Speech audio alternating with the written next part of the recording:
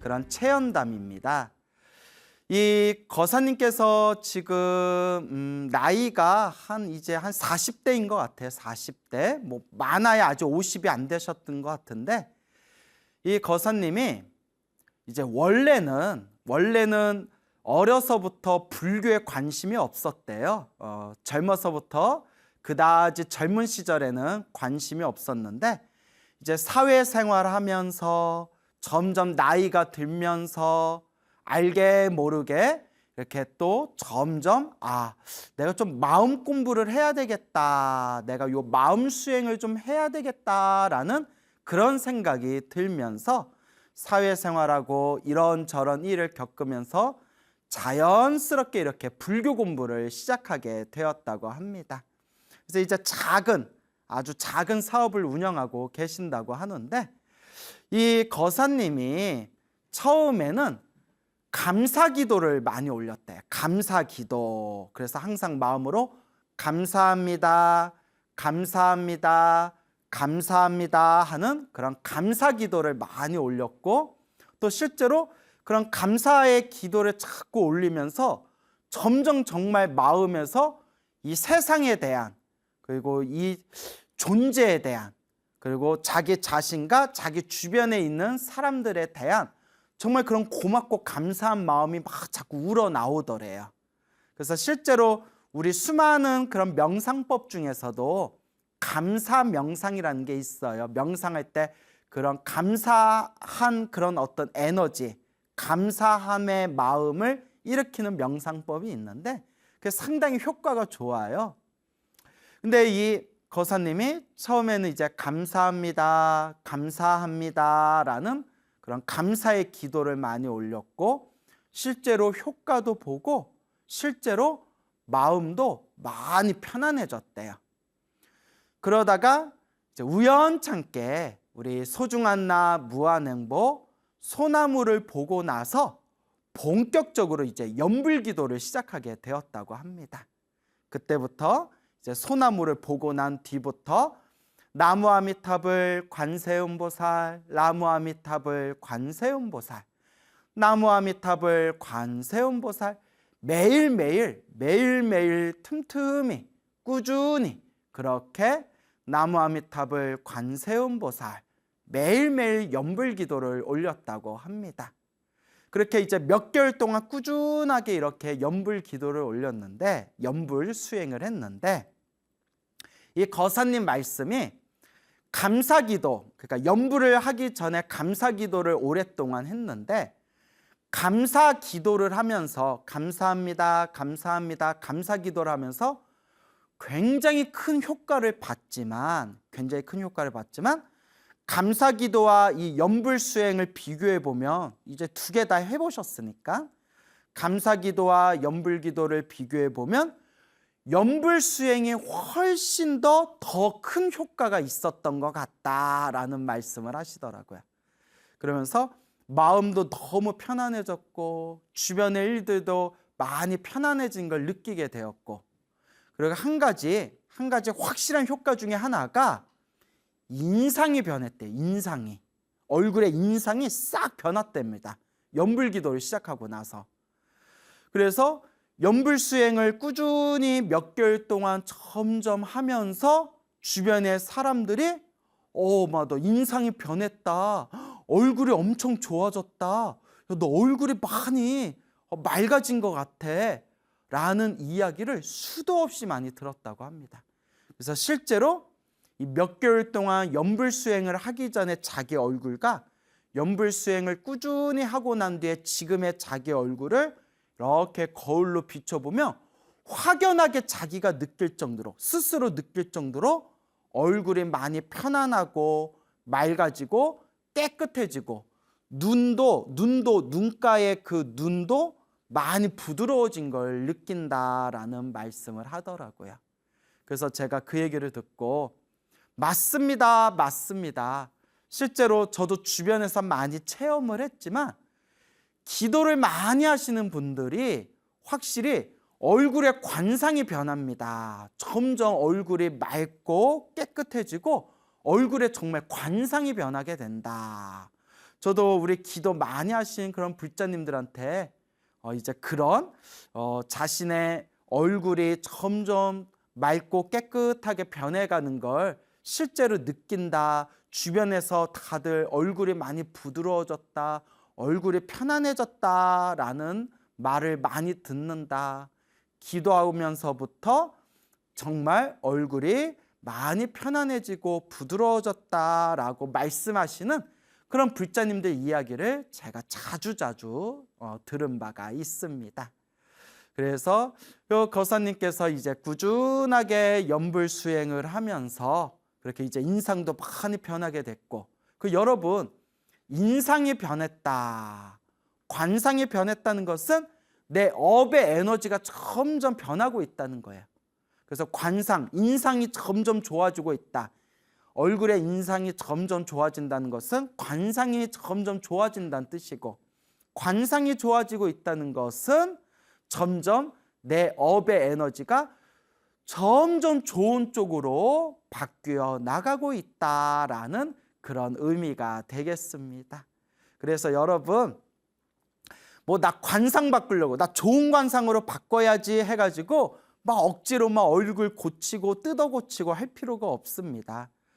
마음을 잘 못 쓰는 사람들은 당장 얼굴을 바꾸고 고쳐도 시간이 지나면 고친 얼굴도 또 점점 안 좋게 변한다고 합니다.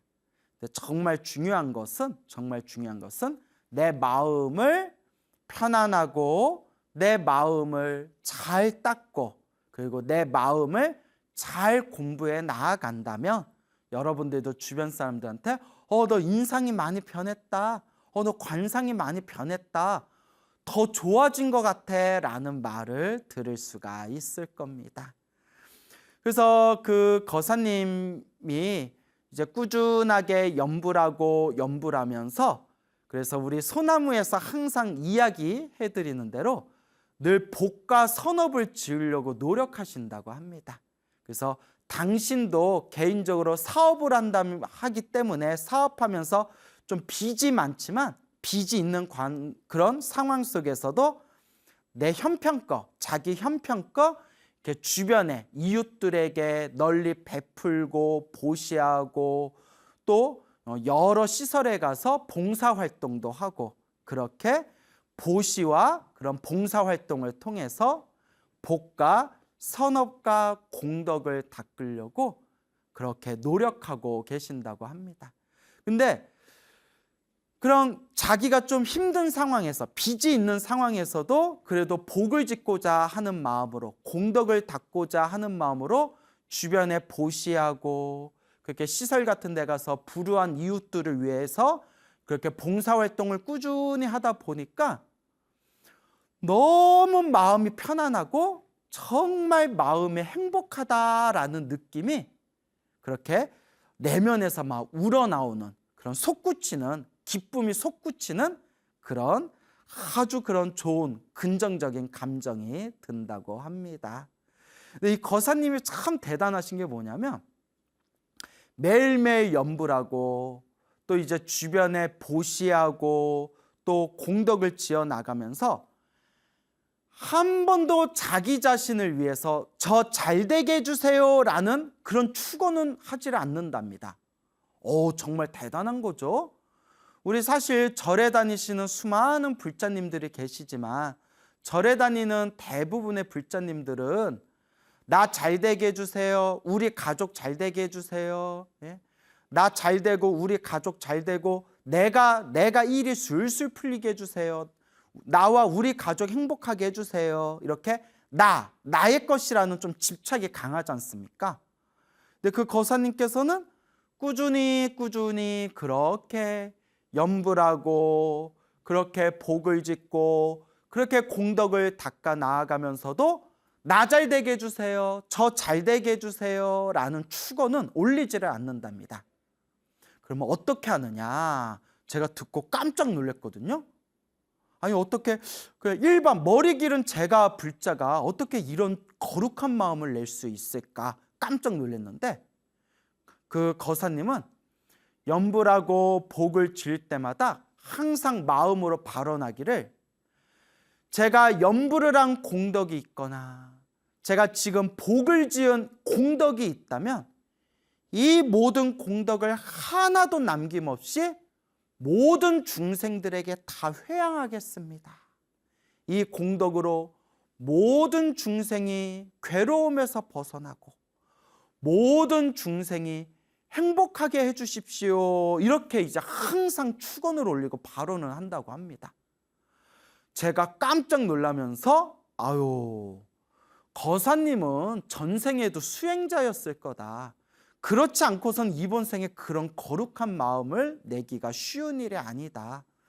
내가 지은 공덕을 하나도 남김없이 일체 모든 중생들을 위해서 다 내가 회양하겠다, 베풀겠다라는 마음을 일으킨 것 자체가 정말 대단하다, 대단하시다라고 그렇게 제가 덕담을 해드렸습니다.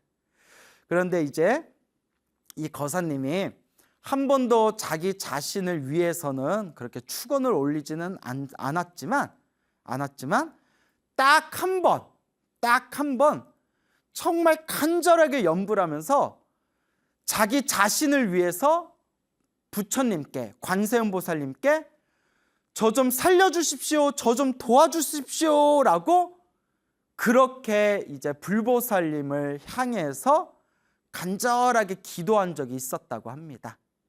그게 무엇인고 하니, 예전에 몸살, 심한 감기 몸살에 걸린 것처럼 몸이 너무나 아프더래요. 그냥 이불 위에 쓰러져 가지고 도저히 일어나기 힘들 정도로 온몸의 근육통과 온몸의 통증이 너무 심해 가지고 정신을 차릴 수가 없을 정도였대요. 그래서 우리가 너무 힘들고 괴로울 때 우리 불자들을 의지할 게 뭐밖에 없겠습니까? 그렇죠. 부처님밖에 없지 않습니까?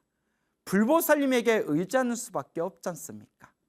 그때 간절하게 염불하고 간절하게 염불하다가 너무나 힘들고 괴로워서 부처님, 보살님 도와주세요. 부처님, 보살님 도와주세요 라고 처음으로 자기 자신을 좀 도와달라고 그런 마음으로 간절하게 이렇게 누워가지고 염불을 했답니다. 얼마나 힘들었겠어요. 너무 힘들어서 죽을 것 같습니다. 부처님, 보살님 도와주십시오 라고 했는데 그 염불하다가 이렇게 지쳐서 잠이 들었대요. 몸이 너무 아프고 아픈 가운데 부처님 도와주세요 염불하다가 이렇게 탈진하듯이 잠이 들었는데 이제 생생한 꿈을 꾼 거예요. 생생한 꿈을 꿨는데 그 생생한 꿈 속에서 이렇게 눈앞에 부처님 불상이 보이더래요.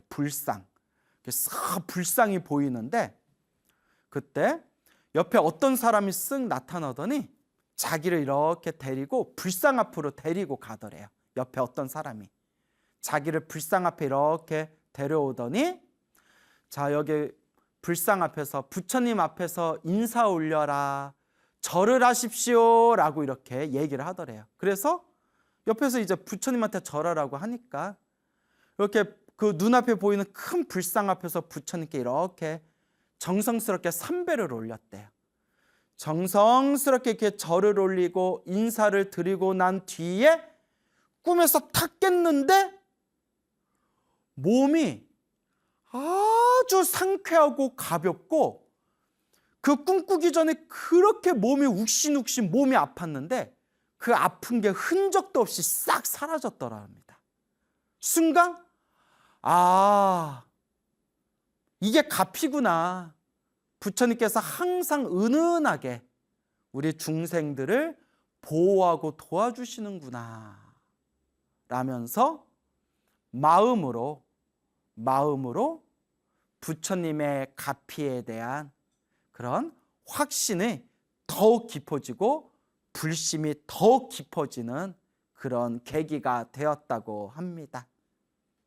그래서 이 거사님이 지금도 열심히 봉사활동하시고 주변에 좋은 보시, 나눔도 하시고 그리고 지금도 열심히 염불수행하면서 그렇게 아주 신행생활을 잘하고 있는 그런 정말 모범되는 그런 불자님, 그분의 직접 체험하신 이야기를 제가 들었던 걸 여러분들에게 소개해드리는 바입니다. 참 대단하죠? 그래서 여러분들도 항상 기도하실 때 나만 잘 되게 해주세요 라고 기도하지 마시고 기도의 마지막에는 반드시 사홍서원, 중생을 다 건지겠습니다. 모든 번뇌를 다 끊겠습니다. 법문을 다 배우겠습니다. 불도를 반드시 이루겠습니다. 항상 사홍서원으로 기도의 마무리를 하시고, 그리고 그렇게 개인적인 소원을 빌더라도 모든 중생이 행복하여지이다, 모든 중생이 성불하여지이다 라는 마음으로 항상 기도의 마무리를 하시기 바랍니다. 그러면서 우리의 마음이 점점 저 성불의 경지로 조금씩 그렇게 부처님을 향해 닮아가게 될 것입니다. 제가 굉장히 아끼는 그런 젊은 후배 스님이 있어요. 후배 스님이. 이제 한 30대 중반 정도 됐겠네요. 이제 그 후배 스님을 처음 봤을 때가 그 스님이 20대에 그 스님이 동국대학교 다닐 때 그렇게 처음 봤던 그런 아끼는 그런 젊은 후배 스님이 있습니다.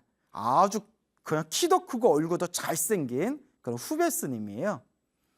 이 스님께 또 제가 직접 들은 이야기인데, 이 후배 스님이 이제 20대 젊은 나이에 출가를 했어요.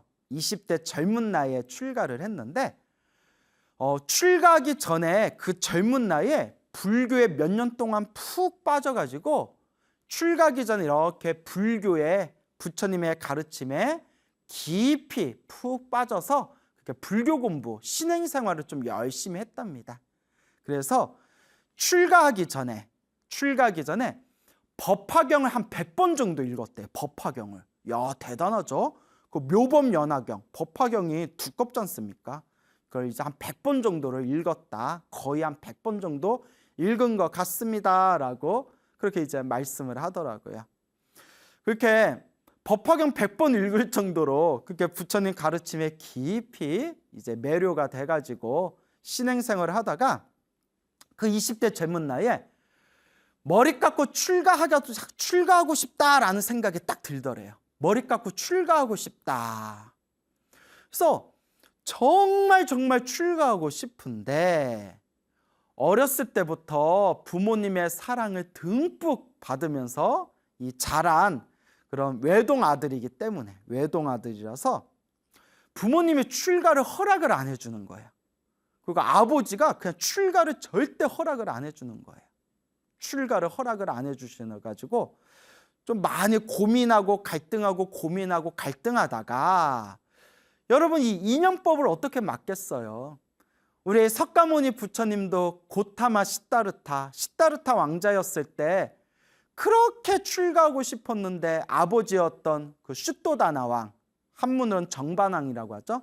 아버지 정반왕이 그렇게 출가를 못하게 붙들고 막았지만 결국은 시다르타 왕자가 이제 출가를 하고 결국은 이제 위대한 그런 깨달음을 얻고 부처님이 되셨지 않습니까? 이 인연법이라는 거는 막을 수가 없죠. 이 세상의 존재 자체가 인연 따라 일어나고 인연 따라 사라지는 건데, 그래서 이 스님이 결국 이제 야밤도주 하듯이 이제 집을 나와서 머리를 깎고 이제 출가를 하게 됩니다. 이제 머리 깎고 출가를 했는데 이제 나중에 그렇게 출가를 반대했던 그 아들이, 그토록 이제 눈에 넣어도 아프지 않은 아들이 이제 출가를 했다라는 소식을, 머리 깎고 좀 절에 들어갔다, 그러니까 이제 소식이 다 끊겼잖아요. 그러다가 머리 깎고 절에 들어갔다라는 이야기를 아버지가 딱 들으셨는데 의외로 담담하시더래요. 뭐 화를 내고 엄청 막 난리치실 줄 알았는데 나중에 들은 얘기가 그냥 담담하게 그냥 그렇게 머리 깎고 출가했구나, 결국 출가했구나, 이렇게 담담하게 받아들이시더래요. 희한하다. 아버지가 마음을 비우셨나? 아버지가 마음을 비우셨나? 그런데 나중에 이제 아버지께 직접 들은 이야기가 또 기가 막혀요. 아버지가 이제 아들이 출가할 때 그 즈음에 아버지는 이제 아들이 출가했다는 것도 모르고 이제 집에서 이제 아버지께서 지내고 계시는데 3일 동안 연속해서 아주 생생한 꿈을 3일 동안 연속해서 3번을 꾸셨대요. 어떤 꿈을 꾸셨냐면 아버지 말씀이 첫째 날 꿈에 어느 노스님이 나타나셨대요. 이렇게 노스님이 나타나셔서 가스레인지 위에다 동그란 냄비, 동글동글한 냄비 3개를 이렇게 올려놓고 이제 냄비 3개를 올려놓고 아직 때가 아니다. 아직은 때가 아니다. 이런 말씀을 하더래요. 잘 기억해 두세요. 동그란 냄비 3개를 올려놓고 아직은 때가 아니다 하고 노스님이 이야기하시더래요. 그래서 잠에서 이렇게 깼대요. 그러니까 너무 생생해서 이거 좀 뭔 꿈이야? 이게 무슨 꿈인가? 그 다음날 둘째 날에 또 꿈을 꾸셨는데 그 노스님이 또 나타나셨대요. 노스님이 나타나셔서 그 똑같은 그 동그란 냄비 3개에다가 물을 올려놓고 물을 팔팔 끓이시더래요. 뭐 라면을 끓여 드시려고 했는지 국수를 끓여 드시려고 했는지 동그란 냄비 3개에다 물을 넣고 그걸 팔팔 이제 끓으면서 노스님이 이제 때가 되었다. 이제 때가 되었다. 이렇게 말씀하더래요. 이제 때가 되었다. 그 잠에서 이렇게 딱 깼대요, 아버지가. 이제 때가 되었다. 무슨 때가 됐지? 때밀 때가 됐다는 건가? 목욕탕 가라는 뜻인가? 이건 제가 농담을 한 말이에요. 무슨 뜻이지? 그리고 세 번째, 3일째 되는 날 이제 마지막 세 번째 꿈을 꿨는데 아주 생생하게 꿈속에서 그 아들이, 그러니까 그 출가한 이제 제 후배 스님 아들이 소 있죠. 큰 소를 타고 아들이 큰 소를 타고 담벼락을 와르르르르 무너뜨리면서 소를 타고 담벼락을 무너뜨리면서 밖으로 확 나가더래요. 담벼락을 무너뜨리면서 소를 타고 밖으로 나가는데 순간 하늘 위에 있는 수많은 하늘의 신들과 지상에 있는 수많은 사람들이 막 박수를 치면서 뭐 환호성을 지르면서 막 기뻐하고 덩실덩실 춤을 추더래요. 사방에서 하늘에 있는 신들과 땅에 있는 사람들이 막 박수치고 막 기쁨의 고함을 지르고 덩실덩실 춤을 추고 그러면서 아들은 소를 타고 담벼락을 무너뜨리면서 그냥 마치 무수의 뿔이 혼자서 가는 것처럼 막 길을 가더래요. 잠에서 딱 깼대요. 이게 무슨 꿈인가? 이 3일 동안 무슨 꿈인가? 하다가 우연히 뭘 보셨냐면, 여러분 우리 이제 여기 우리 PD님이 영상에 이렇게 사진 하나 올려주실 거예요. 우리 대한불교 조계종을 상징하는 마크가 있어요. 그 마크를 우리는 불법승 삼보를 상징한다 해서 삼보 마크, 삼보륜 마크라고 불리는 대한불교 조계종을 상징하는 마크가 있거든요. 여기 사진 보이시죠? 동그라미 안에 동그란 점 3개가 찍혀 있는 거예요. 그게 불법승 삼보를 뜻하거든요. 순간 아버지가 깜짝 놀라면서, 여러분들 눈치채셨죠? 꿈에서 노스님이 나타나셔서 동그란 냄비 3개를 올려놨다고 했잖아요. 그 동그란 그 냄비 3개를 올려놓은 위치하고 똑같이 생겼더래요. 대한불교 조계종 삼보 마크하고 똑같은 그 모습, 그 위치대로 꿈에서 노스님이 나타나셔가지고 그 동그란 냄비를 올려놓고 아직은 때가 아니다. 첫째 날 말씀하시고, 둘째 날은 물을 팔팔 끓이면서 이제 때가 되었다. 그리고 세 번째 날은 아들이 소를 타고, 불교에서 소가 상징하는 게 뭐예요? 불교에서는 소를 깨달음에 상징하거든요. 소를 타고 담벼락을 무너뜨리면서 저 막 길을 척척 저 먼 길을 떠나니 하늘 위 하늘 아래 모든 하늘의 신들과 사람들이 막 박수를 치고 기뻐하면서 덩실덩실 이제 춤을 추는 그런 꿈을 꿨잖아요. 그 순간 아버지가 출가했구나, 머리 깎고 출가했구나 라는 걸 그때 아버지가 꿈을 통해서 딱 그 느낌을 받으셨대요. 그리고 아버지가 이미 꿈에서 그걸 이제 느끼셨으니까 마음을 이렇게 비워놓고 이제 담담히 이제 마음을 비워놓고 아들이 이제 출가했다라는 이야기를 나중에 들으신 뒤에도 이미 마음으로 짐작을 했기 때문에 그냥 그러려니 이렇게 이제 담담하게 이제 마음을 그렇게 이제 비우시고 받아들이셨다고 해요. 근데 그렇게 이제 아들이 출가하는 걸 반대하셨지만 지금은 그 누구보다도 독실한 불자로서 이제 출가한 스님이 된 아들을 아주 자랑스러워 하신대요. 예, 참 훈훈한 결말이죠. 자, 그래서 이 후배 스님이 오래전에 이제 행자 시절에 경험했던 일이래요. 행자 시절에 어디 방에서 잠을 잔 적이 있었는데, 어디 절에 어디 그런 작은 방에서, 사찰의 작은 방에서 이렇게 잠을 잤는데 무언가 한밤중에 그냥 시커먼 꿈틀꿈틀거리는 어떤 뭔가 큰 덩어리가 가슴을 꽉 누르면서 온몸이 완전히 가위에 눌려버렸대요. 이 스님이 완전히 가위에 딱 눌러버렸대요. 그러니까 정신은 번쩍 떴는데 몸을 막 움직일 수가 없는 거예요. 여러분 가위 눌려본 적 있으신가요? 정말 정신은 깨었는데 몸을 막 움직이지 못하는 거예요. 그 공포심이 대단하죠. 정말 눈에 보이지 않지만 정말 살아있는 무언가, 어떤 덩어리가 막 온몸을 막 그냥 가슴을 막 내려누르고 있더래요. 도저히 막 몸을 움직일 수가 없을 때 마음속으로 관세음보살, 관세음보살, 관세음보살 연부를 하니까 이렇게 손을 좀 움직일 수가 있더래요. 손을. 그래서 관세음보살 연부를 하면서 손을 이렇게 모았대요. 누운 상태예요. 누운 상태에서 가위에 딱 눌려가지고 손을 천천히 양손을 모아서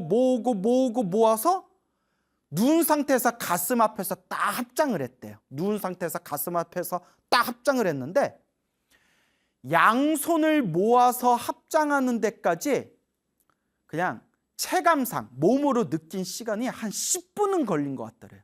10분 동안 그 젖먹던 그 힘까지 다 쏟아부으면서 가슴 앞에서 이렇게 합장을 한 거예요. 그러니까 오라지게 그냥 가위에 심하게 이제 눌러버린 거죠.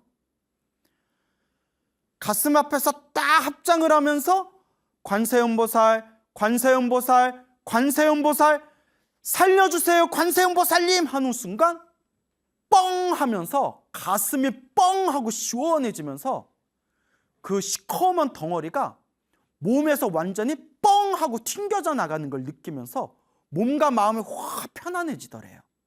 그러면서 눈앞에 환한 광명이 펼쳐지면서 그 빛 속에서 관세음보살님이 다 나타나셔서 자기를 이렇게 바라보시더랍니다. 그러면서 관세음보살님, 그런 체험을 생생하게 하면서 이 후배 스님도 원래 불심이 깊었지만 훨씬 더 불심이 깊어지고 정말 연불 공덕이 있구나, 정말 기도 가피가 있구나, 불보살님 가피가 정말 있구나 라는 걸 정말 뼛속까지 확실하게 체험을 했다고 합니다.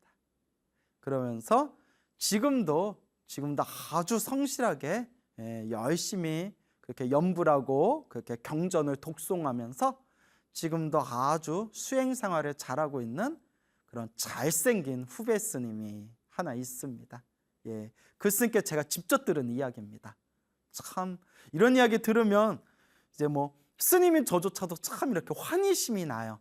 그 눈앞에 펼쳐진 관세음보살님이 환한 광명 속에서 관세음보살님이 나타나셨을 때 그게 정말 관세음보살님이 나타난 걸 수도 있고 아니면 그냥 내 마음이 만든 환상일 수도 있지만 중요한 거는 힘들고 괴롭고 그 고난에 빠졌을 때 간절하게 관세음보살을 염불하면 반드시 관세음보살님이 그 사람을 구해 주시리라 라는 그런 법화경 관세음보살 보문품에 나오는 이런 부처님의 말씀, 이 관세음보살님의 가피가 분명히 존재하는구나 라는 것을 우리가 수많은 불제자들의 그런 가피 체험담을 통해서 우리가 이 마음의 중심을 세울 수가 있는 겁니다. 그래서 여러분 의심하지 마시고 한번 간절하게 기도해 보십시오. 그냥 어설프게 기도하지 말고 정말 간절하게 정성스럽게 좋은 일이 일어나면 좋은 일이 일어나는 대로, 나쁜 일이 일어나면 나쁜 일이 일어나는 대로, 좋다 싫다 즐겁다 슬프다 그런 마음도 다 비워놓고 오직 부처님을 믿고 한번 염불을 하고 기도해 보시기 바랍니다. 불보살님 가피가 분명히 우리와 함께 할 겁니다. 그리고 또 제가 아끼는 또 다른 또 후배 스님이 있어요. 그 스님도 이제 30대인 스님인데 제가 또 아끼는 그런 아주 착한 좋은 후배 스님이 있는데 이 스님이 또 저한테 직접 해준 얘기예요. 아주 착해요. 참 제가 좋아하는 스님인데 이 후배 스님이 이제 출가한 지 한 10년 됐나? 머리 깎고 출가한 지 한 10년 됐는데 나름 밖에서 명문대에 다닌 그런 인재예요. 이제 머리도 똑똑하고 그리고 착하고. 근데 이 스님이 이제 10년 동안 이제 이렇게 이제 한국에서 공부를 하면서 뭔가 이제 좀 타성에 젖은 그런 어떤 버릇을 좀 깨고 그리고 좀 견문을 널리 넓히고 또 새로운 마음으로 공부하자라는 그런 마음에서 이제 외국에 미국에 있는 대학에 이제 유학을 가려고 준비를 했어요. 그래서 이제 뭐 그냥 뭐 방송이니까 어느 대학인지 좀 대놓고 말하기는 뭐하고 그냥 여러분들 머릿속에 떠오르는 미국에 있는 세계에서 가장 유명한 인류 대학교 하면 대충 뭐 떠오르는 대학교들이 있죠. 예, 세계에서도 가장 유명하고 손꼽히는 그런 미국에 있는 인류 대학교에 아마 종교학 쪽으로 가겠죠. 종교학을 이제 공부하고 불교를 좀 더 깊이 이제 세계 불교 속에서 견문을 넓히고자 그런 새로운 마음으로 목표를 세우고 그 미국에 있는 대학교에다가 이제 뭐 대학교에 입학하려고 준비를 이렇게 많이 했는데 그 최종 결과에 불합격을 했대요. 뭐 일단 뭐 불합격을 했다라고 이제 자기는 그렇게 이제 알고 있었는데 불합격하니까 뭐 기분이야 좋지 않겠죠. 그래도 기대를 많이 했는데 준비도 많이 했는데 그래서 불합격인가 보다 합격을 못했구나 어떡하지 다른 데라도 알아볼까 그래서 그냥 마음을 이렇게 비우고 이렇게 이제 염불을 열심히 했대요. 염불을 그분들 이제 저거 대화 나누면서 스님 저도 이제부터 염불 수행을 좀 열심히 해보겠습니다 라고 했던 그런 후배 스님인데 염불을 계속 이제 마음을 비우고 염불을 하고 열심히 이렇게 염불을 했는데 그냥 뭐 합격했다 불합격했다 그때 마음으로 다 비웠대요. 그냥 떨어졌다 생각하고 그렇게 이제 염불을 했는데 며칠 후에 생생한 꿈을 꿨대요. 처음 꾸는 꿈이었는데 평소에 존경하던 저 베트남 출신 그리고 프랑스의 플럼빌리지에 그런 거기서 활동하신 세계적인 큰 고승이었던 틴나탄 스님 얼마 전에 세상을 떠나셨죠? 평소에 존경하던 틴나탄 스님이 꿈에서 딱 나타나셨대요. 틴나탄 스님이 틱 하고 나타나셨대요. 틴나탄 너무 무리수인데 하여튼 틴나탄 스님이 이렇게 이제 탁 하고 나타나셨는데 손에 황금 구슬을 이렇게 들고 계시더래요. 틴나탄 스님이 황금 구슬을 들고 계셨는데 그 황금 구슬을 그 스님에게 이렇게 전해주더래요. 그래서 이렇게 줘가지고 틴나탄 스님이 이제 황금 구슬을 주시는 걸 요 스님이 두 손으로 받아서 그 황금 구슬을 꿀꺽 삼켜 먹었대요. 꿀꺽 삼켰대요.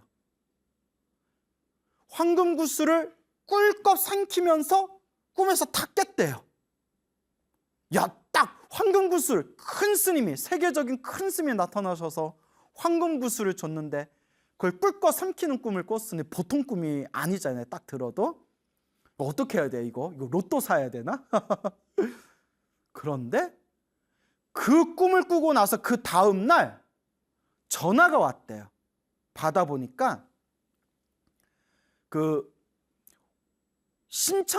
입학 신청을 했던 그 미국의 대학교에서 최종 결과 합격했으니까 입학할 준비를 하십시오라는 그런 최종 합격 그 소식을 딱 이제 연락이 온 거예요.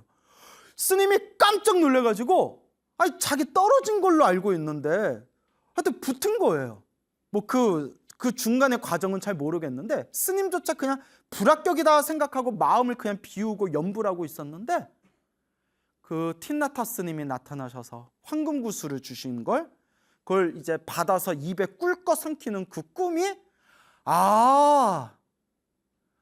내가 그토록 원하던 바가 성취되려는 그런 예지몽이었나 보다. 그래서 그 스님이 너무나 신기해하면서 저한테 그 얘기를 들려주더라고요.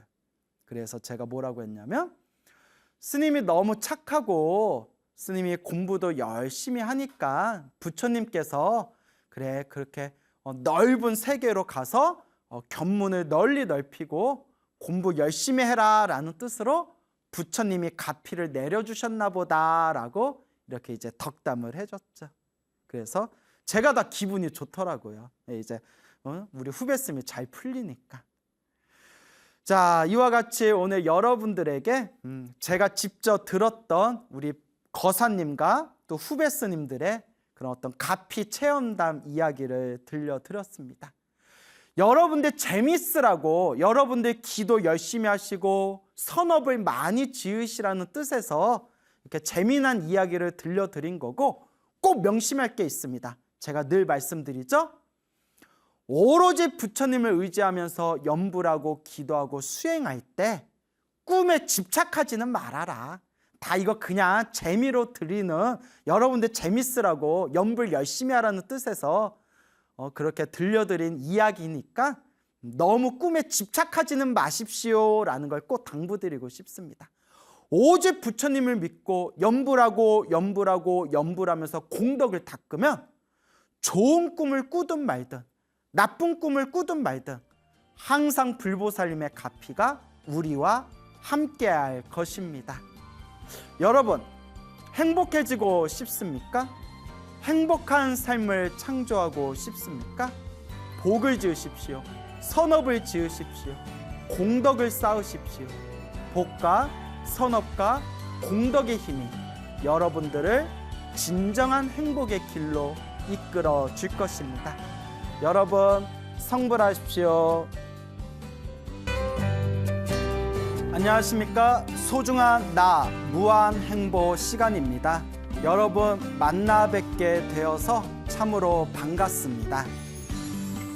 저희 화계사에서 자원봉사를 열심히 하던 어느 불자님이 계십니다. 어느 이제 보살님이 계시는데 요 보살님이 원래 화계사에 오기 전에는 다른 절에서 신행생활을 했다고 합니다. 그래서 아이들 합격 발원을 위해서 이제 아이들을 위해서 기도해야 되겠다 생각돼서 저 서울 근교에 있는 어느 그 알만한 사찰에서 처음에는 신행생활을 시작했다고 하더라고요. 그래서 처음에는 아이들 시험 잘 보게 해달라고 아이들 위해서 합격 발원을 위해서 그렇게 절에 다니길 시작했는데 요 보살님이 굉장히 성격이 싹싹하고 또 다른 사람이 뭐 좀 도와달라 하면 또 이렇게 열심히 도와주는 또 그런 성격이었나 봅니다. 그래서 자기는 기도하려고 절에 갔는데 기도하러 절에 갈 때마다 공양간에 있는 공양주 보살님이 계속 후원에 데려와서 공양간에서 자꾸 일을 시키는 겁니다. 그래서 처음에는 뭐 공양간에서 이렇게 봉사하는 것도 내가 복 짓는 거지라고 생각되어서 처음에는 군말 없이 싹싹하게 또 공양간에서 봉사도 열심히 했는데 그런 기간이 점점 길어지다 보니까 자꾸 마음이 이렇게 뜨더랍니다. 나도 기도를 해야 되는데, 나도 법당에서 부처님께 기도 좀 올려야 되는데 여기 절에 모으면 왜 이렇게 자꾸 일을 시키냐, 왜 자꾸 일을 시키냐, 그렇게 이게 조금씩 마음이 뜨고 있더랍니다. 그리고 점점 이제 절에서 신행 생활을 하는 그런 기간이 점점 길어지다 보니까 불교에 대해서 조금 더 체계적으로 공부하고 싶다라는 그런 생각이 들더랍니다. 불교란 무엇일까? 부처님의 가르침은 무엇일까? 부처님은 우리들에게 어떤 가르침을 설해 주셨나? 이런 것들을 이제 체계적으로 공부하고 싶다라는 그런 생각이 들게 된 거죠. 그러던 어느 날 환한 꿈을 꿨답니다. 꿈에 하얀색 옷을 입은 관세음 보살님이 어느 사찰의 법당에서 어서 오라고 이렇게 손짓하는 꿈을 꿨다고 합니다. 어서 와 이렇게 손짓하는 꿈을 꿨대요. 그래서 이제 잠에서 깨게 되었는데 어느 날 우연히 저 삼각산 화계사에 갔는데 화계사에 딱 법당에 들어가는 순간 꿈에서 관세음보살이 손짓하던 어서 오라고 손짓하던 꿈에서 봤던 그 법당하고 똑같더랍니다.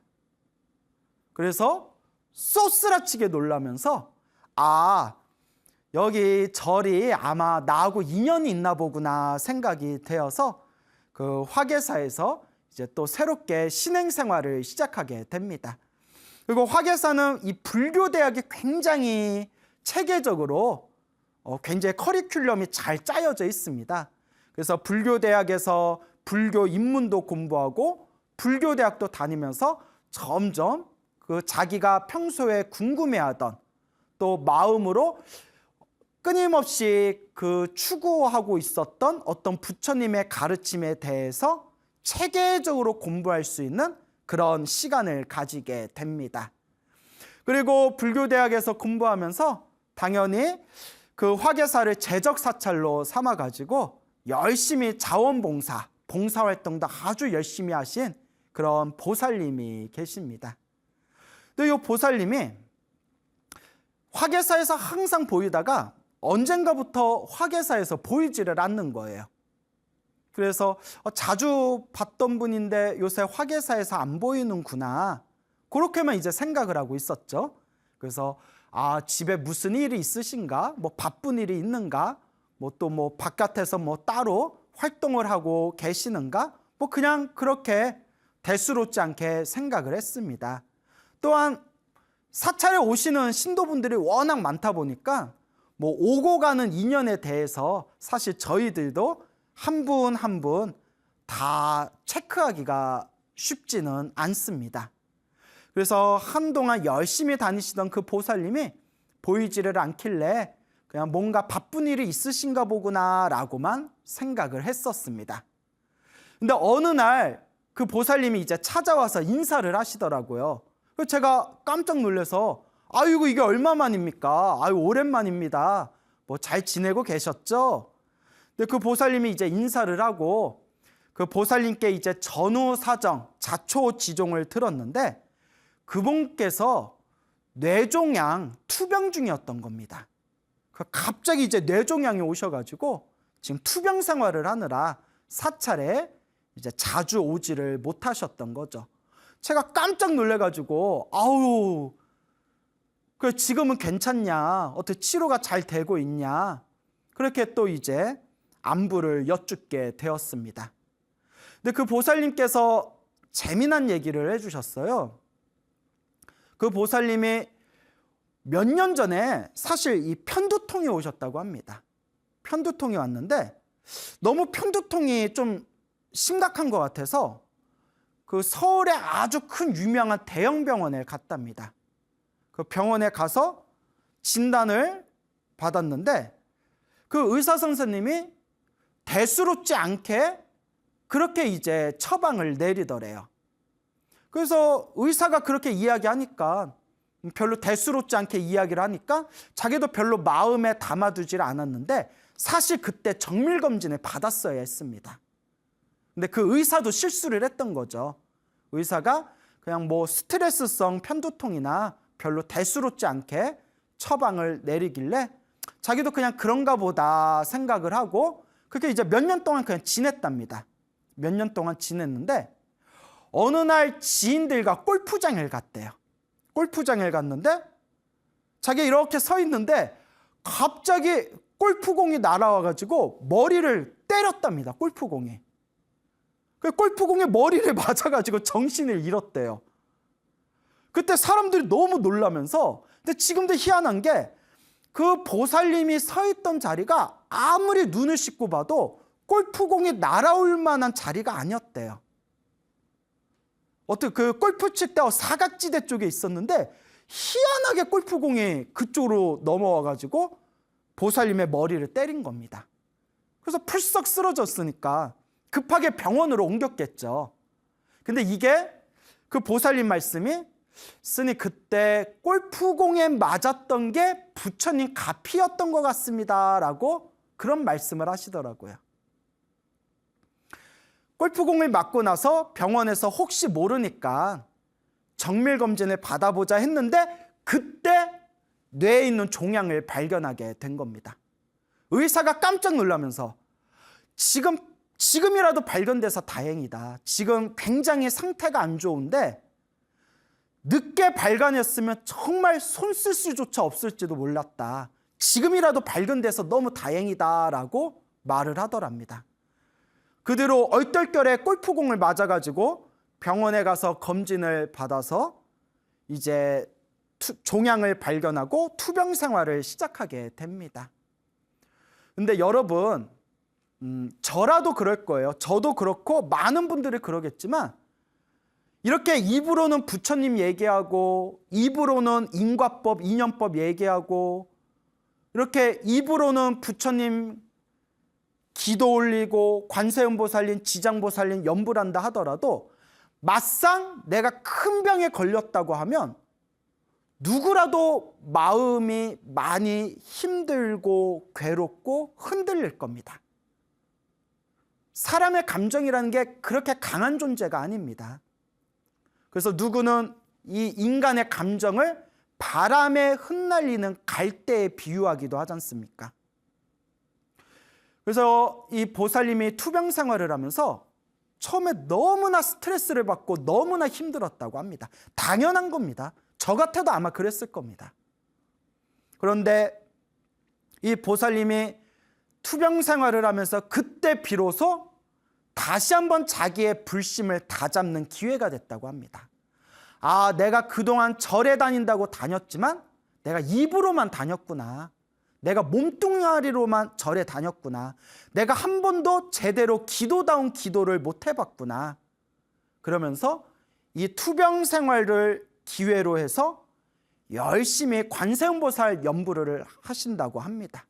매일매일 관세음보살 연불을 하면서 그러면서 이 보살님이 참 고마운 이야기를 하시는 게 당신이 투병 생활을 할 때 너무나 힘들고 괴롭고 답답하고 흔들릴 때 마음의 위안을 준 가장 큰 의지처가 바로 우리 소중한 나 무한행복 소나무였다고 합니다. 너무나 힘들고 답답하고 막 이렇게 감정이 막 흔들릴 때 그분 말씀이 희한하게 소나무만 들으면 마음이 편안해지는 걸 느꼈다고 합니다. 소나무가 무슨 진정제도 아니고 왜 소나무가 그 보살님의 마음을 편안하게 해줬는지는 모르겠지만 그 보살님이 봤던 내용 계속 돌려보면서 소나무를 처음부터 끝까지 몇 번씩이나 돌려보면서 힘들고 괴롭고 답답한 마음에 가장 큰 의지가 되었다라고 너무나 스님 고맙습니다라고 인사를 하시더라고요. 오히려 제가 참 몸둘 바를 몰랐습니다.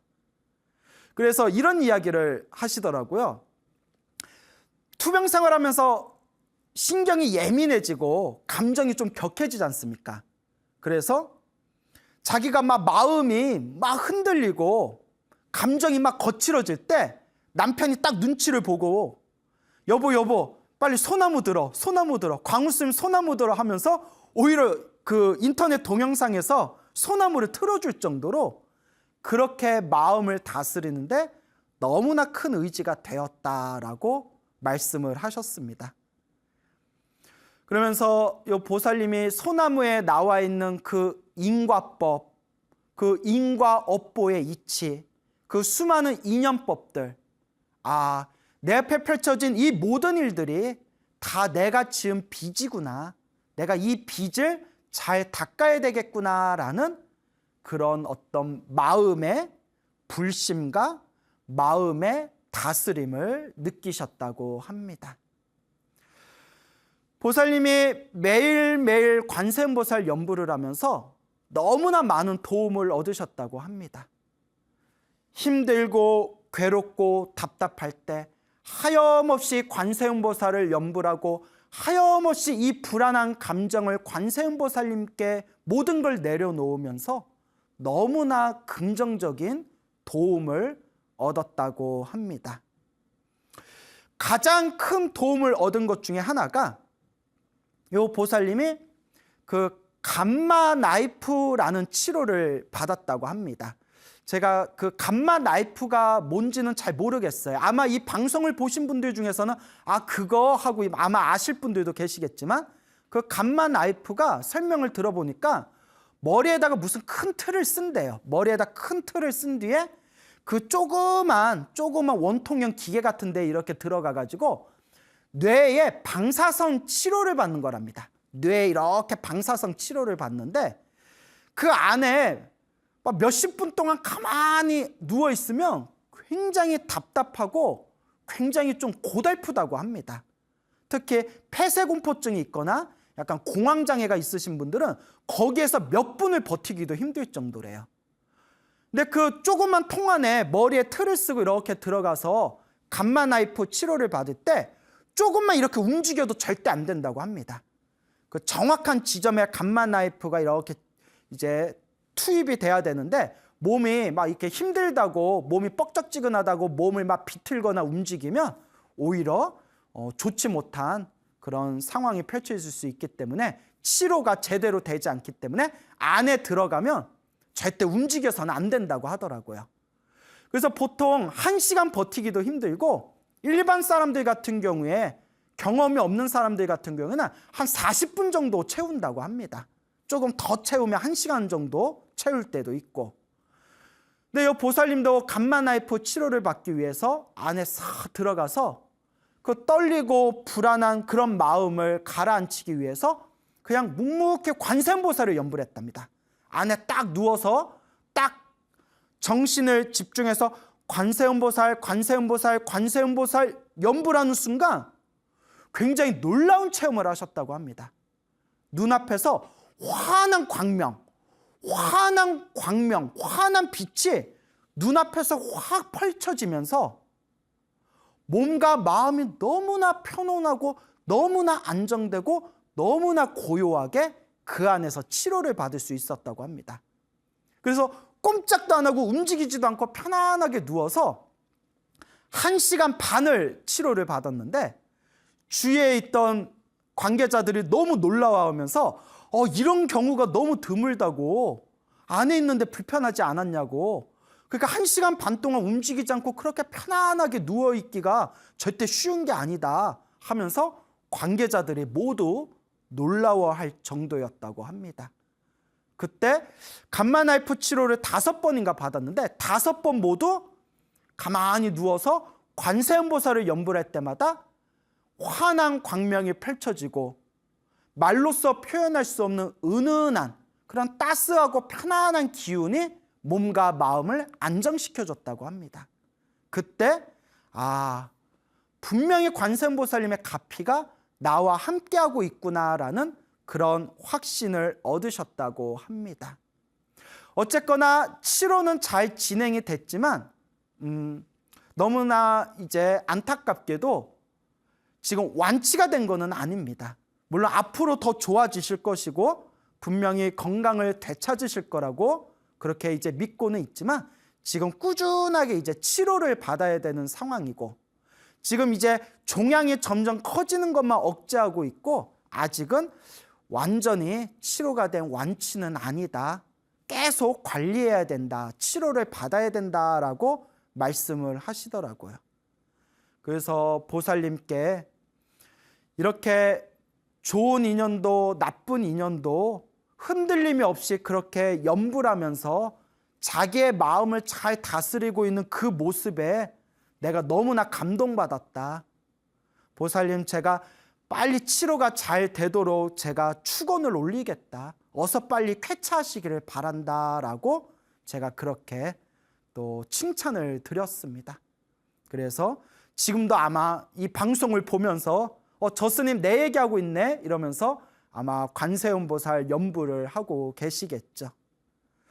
그와 같이 지금 묵묵하게 자신의 마음을 닦아 나아가면서 수행하고 연불하고 자신이 전생에 지었던 빚을 점차 닦고 있는 이 불자분들이 우리 주변에 굉장히 많을 겁니다. 얼마 전에는 또 굉장히 좋은 소식, 신기한 이야기를 하나 들었습니다. 저 계룡의 원호사라는 절이 있는데요. 그 원호사에 다니는 어느 신도분이 경험하신 일입니다. 요 신도분께서 요 보살님인데요. 요 보살님이 아주 불심이 아주 동독한, 불심이 아주 지극한 그런 믿음이 강한 보살님이 계시는데 저 지방에서 카페를 하고 계시대요. 지방에서 카페를 하고 계시는데 요 보살님이 오래전부터 지병이 하나 있었다고 합니다. 그 지병이 무엇인고 하니 매일 딱 새벽 2시가 되면 머리가 깨질 듯이 아프더래요. 그 새벽 2시에 머리가 깨질 듯이 아픈 이 두통이 한 새벽 5시 정도 되면 그 머리 아픈 게 이렇게 사라진답니다. 그리고 낮에는 아무렇지도 않대요. 그 잠에 들어서 또 그 다음날 새벽 2시가 되면 머리가 깨질 듯이 아파서 잠에서 저절로 깰 정도로 푹 자다가 눈이 저절로 번쩍 뜰 정도로 새벽 2시만 되면 머리가 아파온다는 거예요. 그래서 큰 병원에도 가보고 약도 먹어보고 온갖 치료도 해봤지만 도저히 효험이 없더래요. 그리고 병원에 가서 정밀검진을 받아도 아무 이상이 없다는 거예요. 원인을 찾을 수가 없다.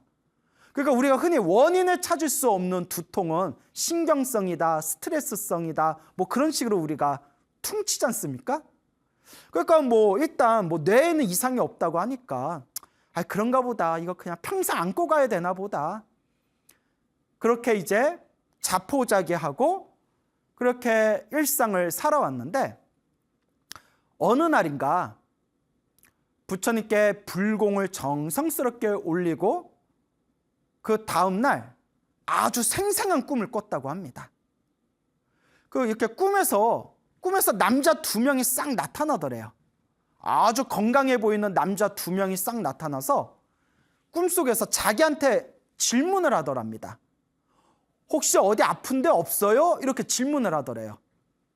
근데 자기가 사실 머리가 아픈데 모르는 남자 2명이 와서 어디 아픈 데 없어요 하니까 그냥 꿈속이지만 그냥 두려운 마음에 아무 데도 없어요. 저는 아픈 데 없어요 라고 대답을 했답니다.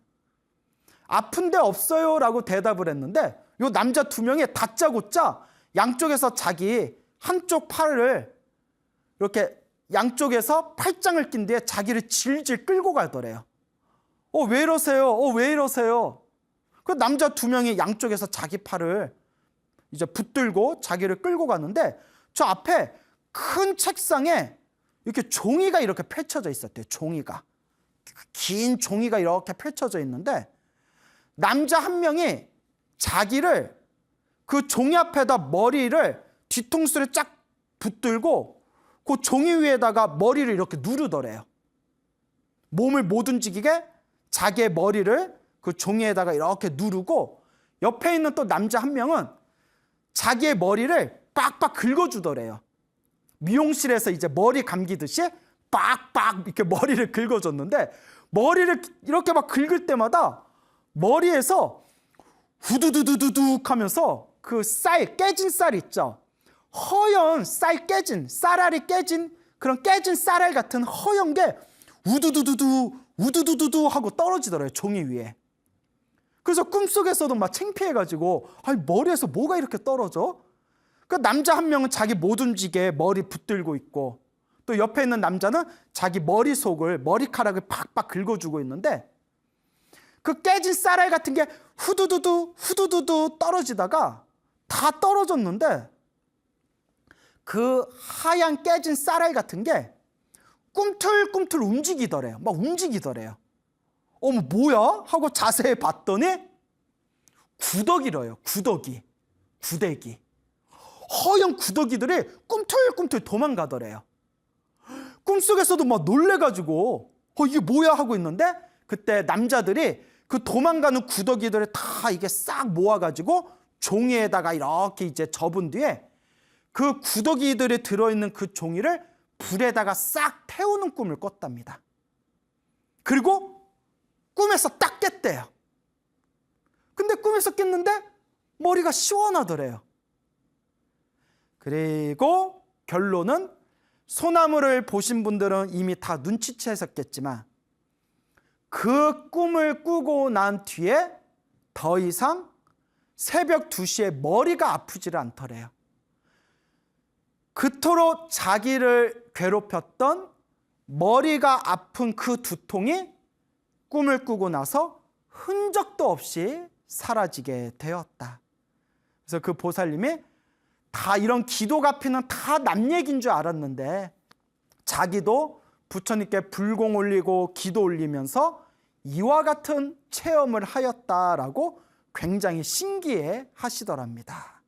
근데 굉장히 신기한 이야기는 맞지만 우리 소나무 불자 여러분들 워낙 이런 이야기를 귀가 따갑도록 들으셔가지고 별로 크게 놀라지는 않으실 것 같습니다. 그래도 저는 너무 신기한 것 같아요. 정말 인간의 인식으로는 다 헤아릴 수 없는 정말 이 영적인 묘한 에너지들이 있구나. 그래서 불교식대로 얘기하면 업장이 소멸됐구나. 뭔가 내 머리, 새벽 2시에 내 머리를 아프게끔 만들었던 내가 지은 나의 업장이 소멸되었구나. 그런데 여러분, 제가 꼭 짚고 넘어가고 싶은 게 있어요. 우리가 주변에 있는 불자님들 기도가피 받으신 분들 이야기를 들어보면 정말 막 죽을 병에 걸렸는데 기도해서 완치되신 분들이 있어요. 막 말기에 암에 걸렸는데 기도해서 암이 저절로 사라졌다든가, 병원에서도 치료 못했던 난치병이 있었는데 열심히 기도해서 뭔가 신기한 꿈을 꾸고 나서 그 난치병이 사라졌다든가, 실제로 이런 이야기들이 주변에 많고 실제로 도저히 상식적으로는 이해되어질 수 없는 그런 신비한 기적의 가피를 얻으신 분들을 제가 실제로 만나보고 대화도 해봤어요. 그런데 여러분, 꼭 짚고 넘어가고 싶은 게 있습니다. 우리가 항상 여러분들에게 희망을 주기 위해서 기도를 해서 효과를 보신, 그런 기도를 해서 병이 치유되신 분들의 이야기를 많이 전해드리잖아요. 그런데 아무리 열심히 기도해도 병이 치료되지 못하시고 정말 열심히 기도했는데도 병고로 인해서 숨을 거두신 분들도 있습니다, 여러분. 그러니까 기도가 모든 사람들에게 만병통치가 돼서 효과를 주는 건 아닌 것 같아요. 정말 어떤 분은 이 얘기를 믿어야 되나 싶을 정도로 기적 같은 가피를 받은 분도 있지만, 또 어떤 분은 정말 열심히 기도했는데도 결국 병으로 인해서 세상을 떠나신 분들도 있어요. 제가 드리고 싶은 이야기는 이 우리 앞에 펼쳐진 이념법과 우리 앞에 펼쳐진 이 업이라는 게 우리 중생들 마음으로 되는 건 아닌 것 같아요. 저도 예전에 심각하게 고민을 해봤습니다. 왜 어떤 분은 저렇게 기도를 해서 확실한 효과를 봤는데 왜 저분도 열심히 기도한 것 같은데 왜 저분은 효과를 보지 못했을까? 이런 것 때문에 진지하게 많이 고민하고 사유하고 고찰한 적이 있었습니다. 그리고 부처님의 경전을 통해서 또 제 나름대로 많은 해답을 얻게 되었습니다. 제가 얻은 결론 중에 하나는 내게 주어진 이번 생에 풀어야 할 빚이 너무나 많을 경우에는 웬만큼 기도해도 이번 생에 다 녹여내기가 힘든 경우가 있는 것 같다. 그런 생각이 듭니다. 예를 들어 금방 말씀드린 새벽 2시에 머리가 아팠던 그 보살님은 부처님께 불공 올리고 기도 올려서 그와 같은 가피를 받으셨는데 실제로 제가 아는 스님 중에서 정말 열심히 기도하고 정말 열심히 수행했는데도 평생 몸이 아프신 스님이 실제로 계십니다. 어떤 분은 허리와 무릎의 관절염 때문에 루마티스 관절염과 허리에 디스크 때문에 너무나 괴롭고 고통스러웠던 분이 매일매일 108배를 해가지고 3년 만에 무릎과 허리가 완전히 정상으로 돌아오신 그런 불자님을 알고 있습니다. 대단하죠. 그런데 또 한편으로는 제가 아는 어느 스님이 계시는데 그 스님이 절을 100만 배를 하셨어요. 100만 배. 여러분 상상이 가십니까? 100만 배. 절 100만 배를 하신 스님이 있는데 그 100만 배 절을 하고 나서 무릎이 작살이 나가지고 평생 무릎 때문에 고생을 하시는 거예요. 아니 남들은 절을 해서 병이 낫고 관절염이 나았는데 그 스님은 절을 했는데 오히려 무릎이 박살나가지고 평생을 고생하시는 겁니다. 뭔가 좀 이상하잖아요. 여기에 대해서 물론 불교적으로 해석할 수 있는 여러 가지 답들이 있기는 합니다. 다만 제가 말씀드리고 싶은 거는 내가 지금 기도할 때 당장 효과가 있냐 효과가 없냐라는 걸로 부처님의 가피를 판단해서는 안 된다라는 것을 강조하고 싶어서 이런 말씀을 드리는 겁니다. 저 사람은 기도를 해가지고 병이 나았기 때문에 가피를 받은 것이다. 저 사람은 기도를 했지만 결론적으로 병이 낫지 않았기 때문에 가피를 못 받은 것이다 라고 그렇게 단정지어서는 안 된다는 겁니다. 왜냐? 오히려 부처님의 이 가르침의 그 말씀들을 연구하고 부처님의 불교설화와 관련된 수많은 이야기들을 살펴보면 이번 생에 내가 기도해서 나쁜 일이 생긴 것은 기도를 잘못한 게 아니라 기도를 엉터리로 한 게 아니라 내가 가피를 못 받은 게 아니라 사실은 더 크게 받아야 할 나쁜 업이 있었는데 그 크게 받아야 할 나쁜 업을 내가 몸이 아프거나 안 좋은 일이 생긴 걸로 크게 받을 걸 작게 받았다라는 그런 인과의 법칙이 경전이나 불교설화에서 쉽게 찾아볼 수가 있습니다. 즉 다음 세상에 지옥에 떨어져야 할 중생이었는데 이번 생에 기도를 많이 해가지고 기도를 많이 했음에도 불구하고 병에 걸렸어요. 병에 걸려서 그 병 때문에 단명을 했지만 그러면 우리는 생각할 때 저 사람은 저렇게 기도를 많이 했는데 왜 병에 걸려서 단명을 했지? 근데 부처님의 깨달음의 눈으로 보면 저 중생은 다음 생에 사막도 지옥이나 악이나 축생에 떨어져야 할 중생이었는데 이번 생에 몸에 아픈 병고로 다음 생 지옥에서 받아야 할 업보를 이번 생에 다 녹이고 이번 생에 단명을 하고 나서는 오히려 다음 세상에 하늘 세계의 신으로 태어나게 되었다. 뭐 이런 식의 이야기가 굉장히 많이 찾아볼 수가 있습니다.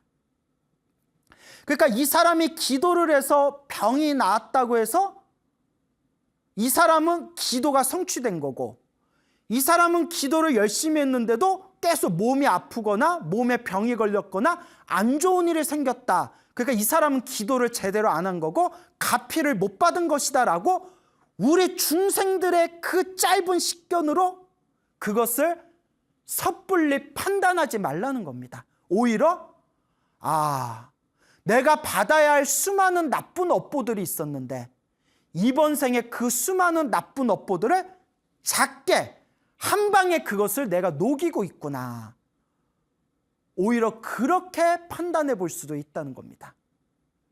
근데 여기에 중요한 포인트가 이런 믿음을 내기가 힘들다는 거예요.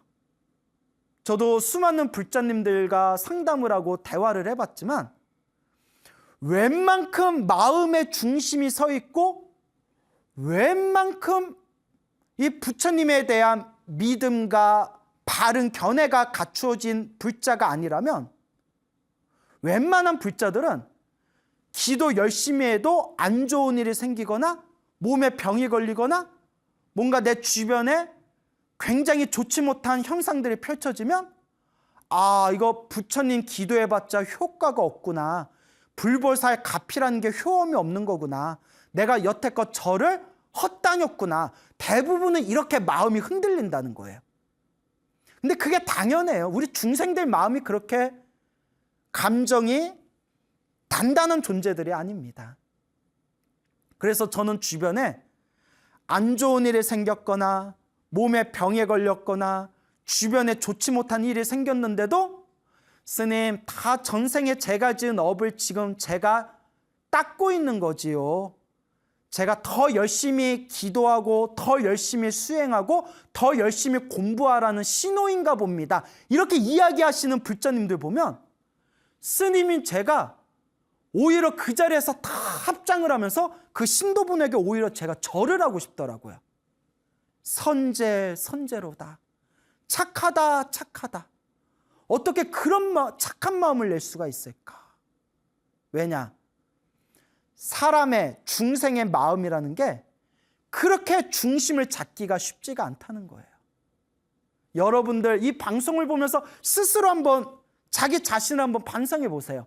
나는 지금 소나무 프로그램을 보면서 나는 지금 내 불심을 다지고 있고 매일매일 열심히 기도하고 있고 부처님의 가르침을 잘 닦고 있다고 생각하고 있지만 내 눈앞에서 안 좋은 일이 생겼을 때 과연 나는 마음이 흔들리지 않고 내가 전생에 지은 업을 지금 내가 크게 받을 걸 작게 받고 있구나. 지금 내가 이것을 닦고 있구나.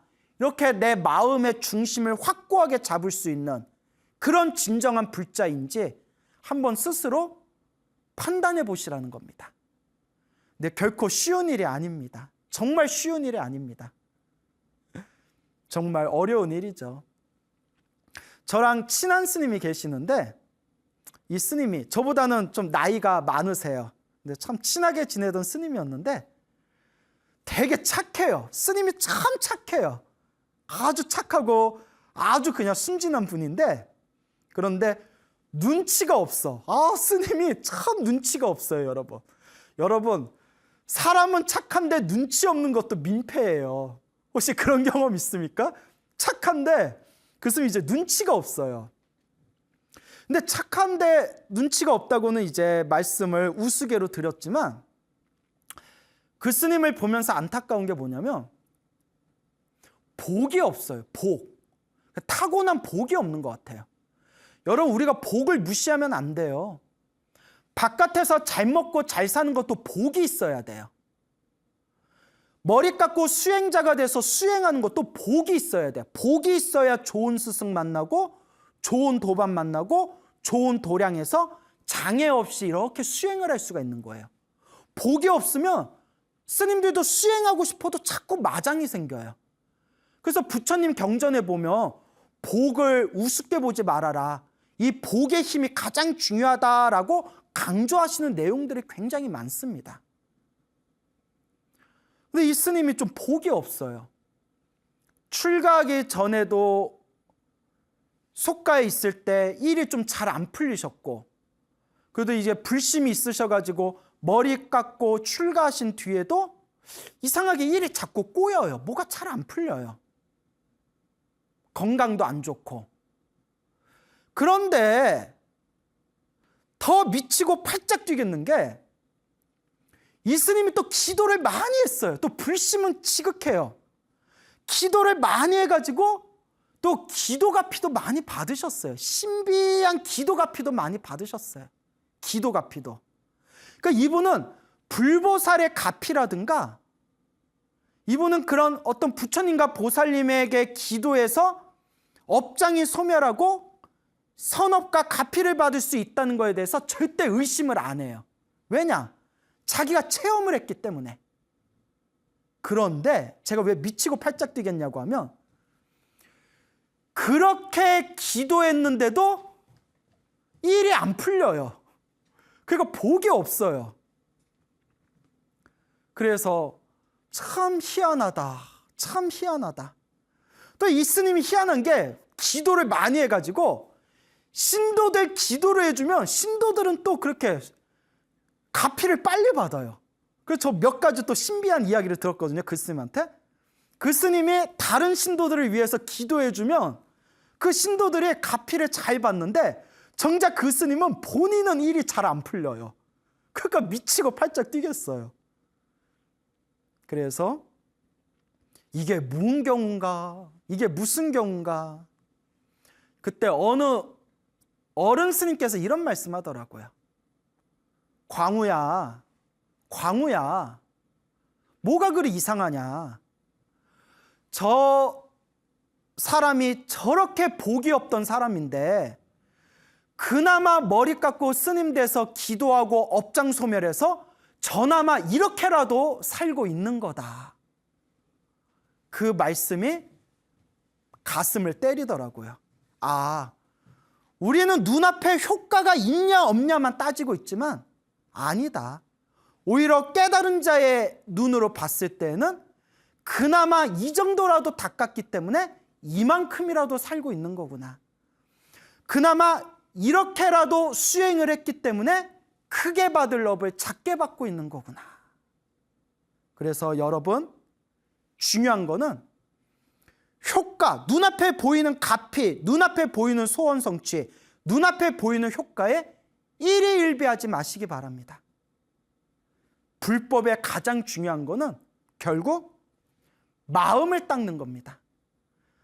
제가 수많은 기도가피의, 수많은 소원 성취의 이야기를 모으고 분석하고 사유해 봤을 때 결국 마지막 핵심은 마음 공부입니다. 마음을 닦는 것. 그러니 우리 소나무 불자 여러분들, 기도하고 수행하시면서 눈앞에 있는 효과에 일희일비하고 흔들리지 마시기 바랍니다. 불법의 가장 중요한 핵심은 좋은 일이 생기든 나쁜 일이 생기든 모든 것이 내가 지은 인연법임을 여실하게 꿰뚫어보고 내 마음 공부, 내 마음을 닦는 것이 바로 불법의 핵심이라는 것을 꼭 기억하시기 바랍니다. 여러분, 행복해지고 싶습니까? 행복한 삶을 창조하고 싶습니까? 복을 지으십시오. 선업을 지으십시오. 공덕을 쌓으십시오. 복과 선업과 공덕의 힘이 여러분들을 진정한 행복의 길로 이끌어 줄 것입니다. 오늘 여기서 마치겠습니다. 여러분, 성불하십시오. 무한행복!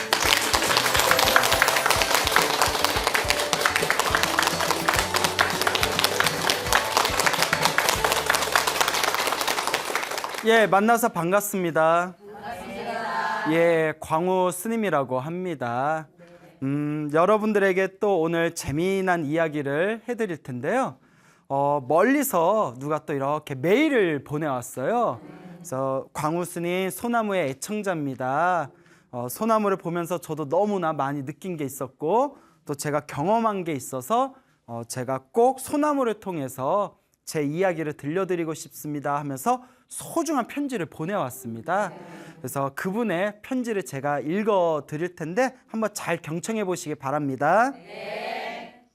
광우 스님께, 광우 스님 안녕하세요. 저는 소나무 애청자인 20대 대학생입니다. 소나무의 광우 스님을 통하여 좋은 이야기들을 정말 많이 들었고 그 이야기들이 저의 불심을 키우는 데 많은 도움이 되었습니다. 그래서 모든 불자님들께 도움이 되고자 하는 마음으로 제가 부처님께 가피를 입은 경험에 대해서 이야기 드리고 싶습니다. 저의 이야기는 공부에 관한 것입니다. 저는 초등학생 때부터 항상 성적이 상위권이었고 중학생 때는 전교 2등을 할 정도로 공부를 잘했습니다. 그런데 고등학교 1학년으로 넘어가는 때에 개인적인 힘든 일이 있어 방황을 하여 공부를 거의 손에서 놓았습니다. 그렇다고 나쁜 짓을 한 것은 아닙니다. 어느새 저의 성적은 많이 떨어져 있었고 다시 공부를 열심히 해야겠다는 마음이 일어났습니다. 아마 공부하다가 좀 슬럼프가 왔었나 봐요. 누구나 그럴 때가 있죠. 이것도 공부가 한 사람이야 슬럼프 오지. 뭐 우리 같은 사람은 뭐 항상 성적이 안 좋아가지고 또 맞대. 자, 그래서 하루에 4시간만 자고 쉬는 시간에도 공부만 하고 밥 먹을 때도 영어 단어를 외우고 깨어있는 시간 전부를 공부하는 데 할애했으며 너무 공부를 많이 한 나머지 교복의 오른쪽 손목 부분에 구멍이 날 정도였습니다. 주말에는 13시간 동안 공부만 했습니다.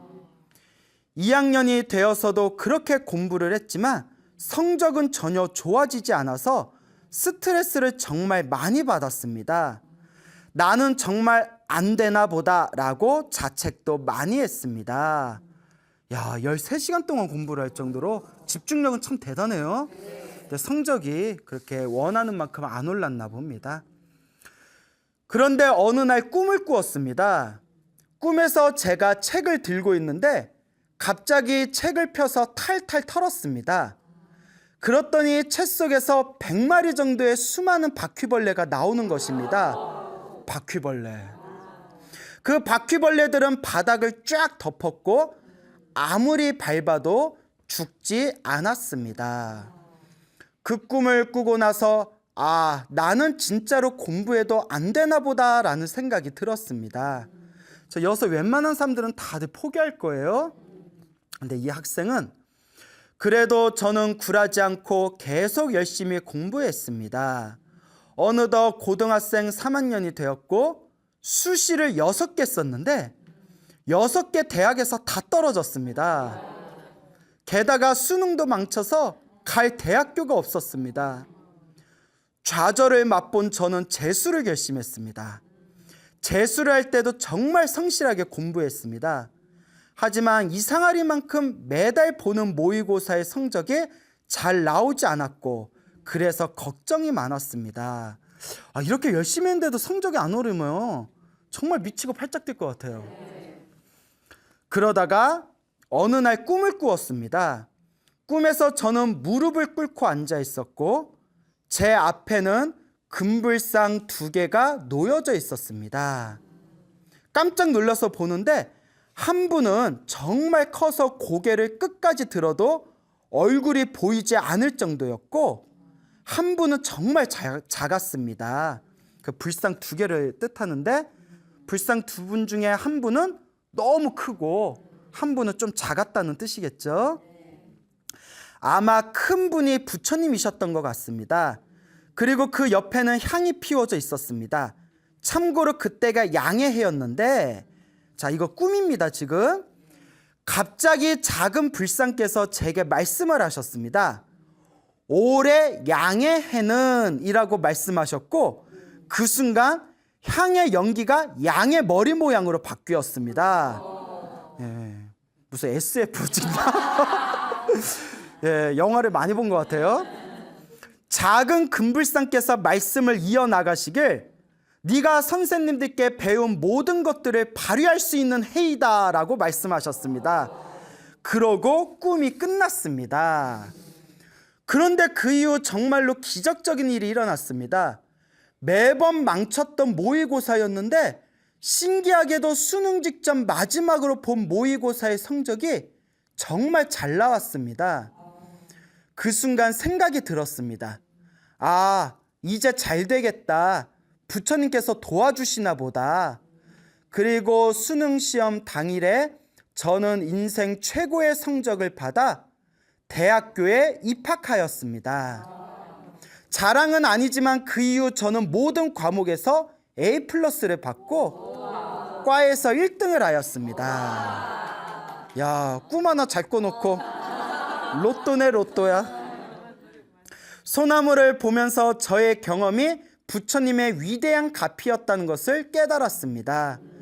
이를 통해서 저는 부처님이 계시다는 것을 확신하였고 현재는 절도 열심히 다니고 매일 밤 자기 전에 관세음보살 보문품을 독경하며 쉴 때면 나무아미탑을 관세음보살 연부를 합니다. 부처님께서 베풀어 주신 자비에 비하면 아직 많이 부족하지만 앞으로도 꾸준히 불경 공부를 열심히 할 것입니다. 들어주셔서 감사합니다. 자, 어떻게 편지 잘 읽어보셨죠? 네. 아유, 놀랍지 않아요? 예, 공부를 더럽게 못했는데 해도 안 됐는데 예, 뭐 금불상 2개가 나오고 옆에 피었던 향이 양의 머리로 보이면서 올해 양의 해는 뭐 너의 해다 뭐 네가 선생님들께 배운 걸 다 이제 발휘하게 될 것이다. 그러면서 아주 놀라운 경험을 하게 되었네요. 자, 근데 이제 아쉬운 게 편지 내용에 뭐 기도를 했는지 안 했는지가 안 나와요. 뭐 기도를 해서 가필 받은 건지 그냥 갑자기 그런 꿈을 꾼 건지. 근데 그런 경우가 있어요. 어느 불자님이 계셨는데 이거 직접 들은 얘기예요. 불심이 아주 동독하세요. 이 보살님이 갑자기 병에 걸려가지고 병원에 갔는데 병명이 안 나왔대요. 병명이. 그 병원에서도 병명을 찾아낼 수 없었는데 꿈에서 절을 한 번도 안 다녔답니다. 그냥 꿈에서 환한 부처님 꿈을 꿨대요. 절에도 안 다니고 기도도 안 했는데 환한 부처님 꿈을 꾸고 나서 병이 저절로 나았대요. 그 절에도 안 다녔는데 그 뒤로 부처님 은혜 갚으려고 절에 다니신 불자님이 계세요. 이런 경우는 이제 제가 무슨 생각을 하냐면 전생에 닦은 걸 받았다. 언제 닦은 거? 전생에 닦은 걸 받았구나. 그래서 제가 항상 드리는 말씀이 있어요. 이번 생에 기도를 많이 해도 효과를 더디게 보시는 분들이 계시거든요. 또 이번 생에 기도를 조금 했는데도 효과를 빨리 보시는 분들이 계세요. 그래서 항상 말씀을 많이 드렸죠. 전생에 내가 지어놓은 복이 많으면 이번 생에 기도를 조금만 해도 효과를 빨리 보고, 전생에 지어놓은 복이 부족하고 박복하면 이번 생에 기도를 좀 많이 해도 효과를 어떻게 본다? 좀 더디게 본다. 하지만 효과를 빨리 보든 더디게 보든 절대 그것에 흔들리지 말고 끊임없이 꾸준히 기도하고 복을 주면 언젠가는 그 복을 다 누가 받게 된다? 그 공덕을 다 내가 받게 된다라고 누누이 말씀을 드렸을 겁니다. 참 인생을 살다 보면 이 대학 수능이라는 게 정말 우리 젊은이들 인생에 있어서 가장 큰 변곡점이 되는 것 같아요. 거기서 이제 굉장히 많은 부분이 갈리잖아요. 그래서 그런 얘기를 해요. 50, 60대 직장인들, 40대 이상 50, 60대 직장인들한테 가장 후회되는 게 뭐냐라고 하면 학교 다닐 때 공부 열심히 안 한 게 가장 후회한대요. 예, 남 얘기 같지 않죠? 근데 이런 얘기하면 저도 부끄러워요. 저 공부 잘했을까요? 못했을까요? 겁나 못했다? 정말 못했어요. 그러니까 사람들 보면 놀래요. 제가 머리 되게 좋아 보이는데 공부 못했다고 하면 겸손한 줄 아는데 아니에요. 제가 물론 굉장히 겸허하고 겸손한 사람이지만 거짓말을 못 하잖아요. 아유, 공부 더럽게 못했어요. 그래서 아마 부처님이 나 절에 일찍 들어가라고 공부 못하게 막은 것 같아. 근데 이런 얘기 했더니 어느 어른 스님이 툭 하면 부처님 탓이냐 막 이러시더라고요. 자, 이제 그냥 넘어갑시다. 아유, 학교 공부 재미없어. 예. 자, 근데 이제 그 학교 시험이라는 게 굉장히 우리에게 굉장히 많은 부분에 있어서 우리에게 영향을 미치는데, 그래서 부처님 오신다 때 신도들 많이 오잖아요. 그리고 또 언제 또 신도들이 많이 오냐면 대학 수능 시험 때. 또 이때 그때 신도들이 또 많이 와요. 수능 시험 때 그냥 어떻게든 우리 자식 잘 되게 해달라고, 시험 붙게 해달라고. 그것도 애매해요. 부처님한테 우리 자식 붙게 해주세요, 우리 자식 붙게 해주세요 하면 다른 애들은 떨어지게 해주세요인데 부처님이 엄청 고민하실 것 같아요. 그래서 누가 그런 얘기 하더라고요. 저기 교회 다니는 사람은 예수님 우리 아이 대학 붙게 해주세요. 절에 다니는 사람은 부처님 우리의 대학 붙게 해주세요. 이제 뒤에서 부처님하고 예수님하고 만난대요. 그래서 쇼부를 본대요. 예?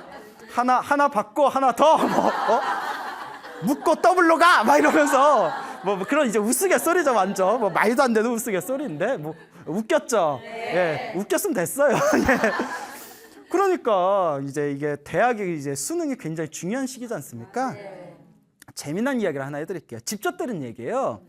20대에 아주 예쁘게 생긴 아가씨가 있어요. 예쁘게 생긴 아가씨인데, 이 아가씨가 이제 직접 해주신 얘기인데, 이제 제가 그분 개인 신상이 있어서 자세히는 말씀을 안 드릴게요. 다만 그분이 이제 대학 수능을 준비하는데 고등학교 때 예체능이었나 봐요. 제 자세히는 말씀을 안 드릴게요. 하여튼 실기 시험을 보는 예체능이었나 봐요. 예체능인데 예체능이 돈도 많이 들잖아요. 선생님도 잘 만나야 되고. 그러다가 이제 어느 좋으신 선생님 밑에서 이제 실기 시험을 준비하는데 선생님이 불러서 그러더래요. 네가 아직은 실력이 부족하다. 올해 그냥 재수한다 생각하고 꾸준하게 연습을 하자. 그러니까 자기가 믿고 의지하는 선생님조차도 이번엔 넌 대학이 안 될 것 같다라고 하시더래요. 그리고 주변에 있는 애들도 다들 얘는 이번에 힘들 거야 라고 얘기를 했대요. 그러니까 얼마나 심란해요. 사실 내 실력이 부족한 건 알지만 또 재수한다는 게 심란하잖아요. 네. 오죽하면 우리가 재수 없어 막 이러잖아요. 그만큼 재수가 힘든 거예요. 맞나? 예, 그래서 아니면 넘어가요.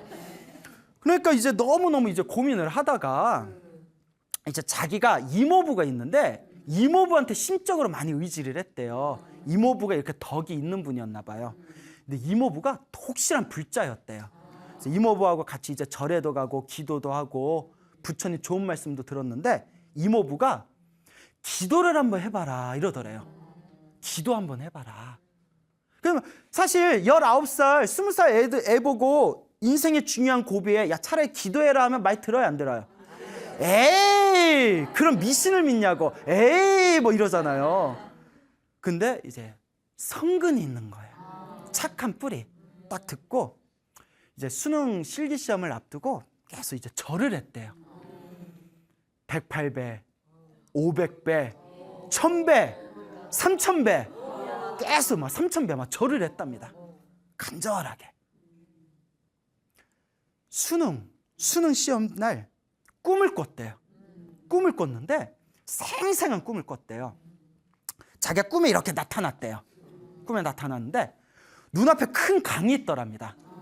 예? 큰 강이 있는데 강에서 딱 있는데 강에서 뭐가 뻥 하고 됐다 큰 잉어가 하늘로 뿅 하고 올라오더래요. 잉어가 됐다 큰. 그래서 잉어가 뿅 하고 올라와서 떨어질 때 갑자기 어디서 생겼는지 꿈이니까 검은 가방을 번쩍 들어서 그 잉어를 딱 받아챘대요. 그 잠에서 딱 깼대요. 야, 에이 왜 미성년자한테 태몽이라고 하세요? 그걸 맞아요. 10만 원 받았으면 태몽이야. 다행히 뭘로 받았다? 가방, 책가방. 그러니까 아유 아줌마 예? 책가방으로 딱 받으니까 합격이 됐겠어요, 안 됐겠어요? 서울에, 인서울에, 정말 가고 싶었던 인서울에 딱 들어갔대요. 주변에서 난리가 났대요. 이거 기적이라고. 야, 뭐야, 쟤 돈 쓴 거야? 아닌데? 쟤네 집에 돈 쓸 정도의 집은 아닌데? 어떻게 된 거야? 완전 기적이라고. 야, 그래서 스님 저 가피 받았습니다 이러더라고요. 정말 멋있다. 정말 훌륭하다. 아마 앞으로도 그럼 기도의 가피의 맛을 봤기 때문에 앞으로도 기도를 잘할 거라고 생각이 듭니다. 그러니까 여러분들도 힘들고 괴로울 때 누구를 의지해라? 부처님을 의지하라. 나를 의지해라. 부처님을 의지해서 열심히 공부를 해라. 근데 여러분 사실 안타까운 게 있어요. 종교인으로서 솔직히 말씀드리면 막말로 기도했다고 다 어떻게 합격해요? 그건 인정하시죠? 그래서 스님들도 할 말이 없을까? 기도는 하되 결국 자기 실력입니다. 뭐 이런, 예? 솔직히 다 기도했다고 다 합격하는 건 아니거든요. 이것도 자기 복이 있어요. 재밌는 게 시험복이 있대요.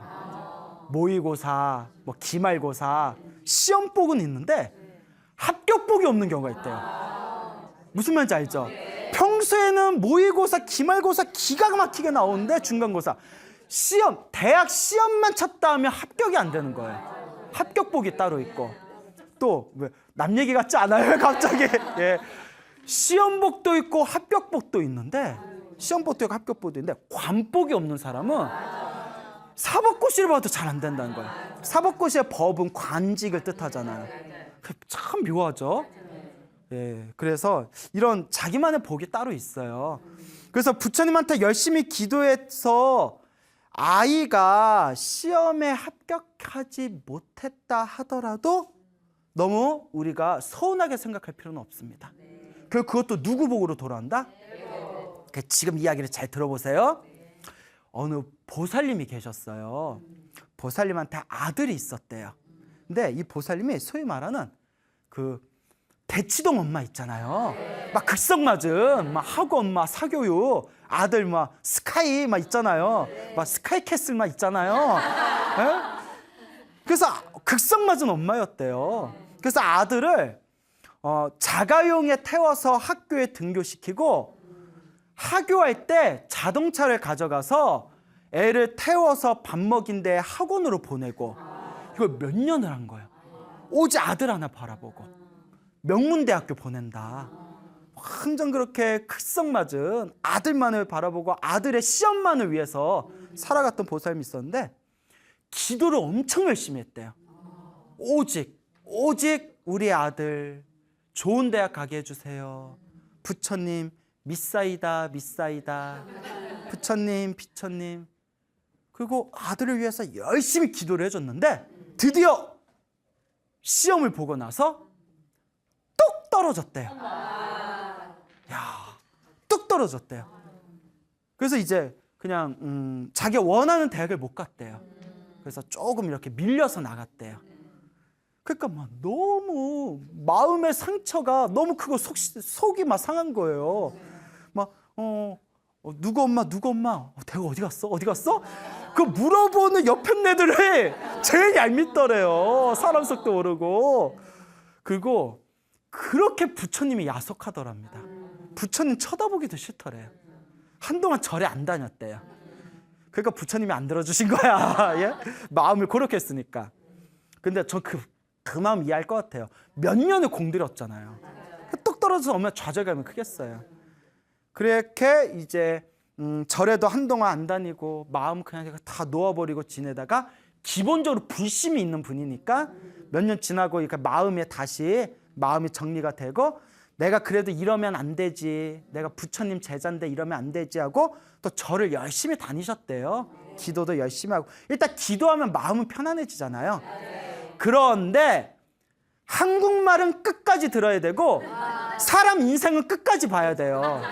지금 잘 나가는 인간들 있죠? 나중에 어떻게 될지 몰라요. 악담 같다. 예? 지금 막 이렇게 비빌거리는 사람들 있잖아요. 몰라요. 나중에 둥근 애가 뚝딱 떴습니다. 뭐 이렇게 대기망상이란 말도 있잖아요. 아들이 지방대학교를 나왔는데 취직 준비를 하잖아요. 이름만 대면 알만한 외국계 회사에 대기업에 떡하니 합격을 한 거예요. 주변에서 다들 부러워할 정도로. 지금 잘 지낸대요. 그때 보살님이 무슨 생각이 들었냐면, 아, 내가 아들을 위해서 한 기도 공덕이 허투루 간 건 아니구나. 내가 일시적으로 내가 원하는 대학 못 갔다고 해서 서운하고 섭섭하고 꼴도 보기 싫었는데 아니구나. 어떻게든 내가 받아먹는구나. 그러면서 불심이 더욱 깊어지셨대요. 여러분, 자식을 위해서 기도할 때 지금 당장 눈앞에 합격 못했다고 해서 너무 서운해하지 마세요. 지금 당장 내가 원하는 목표대로 일이 이루어지지 않았다고 해서 너무 섭섭해하지 마세요. 사람 일은 어떻게 될지 몰라요. 결국 내 복은 누가 받는다? 내가 받는 거예요. 기도 열심히 했는데도 내가 원하는 대학 못 간 것도 내가 풀어야 할 빚이 있고 업보가 있어서 그래요. 내가 지은 업보인데 어떡해. 합격복이 없었나 보지. 예.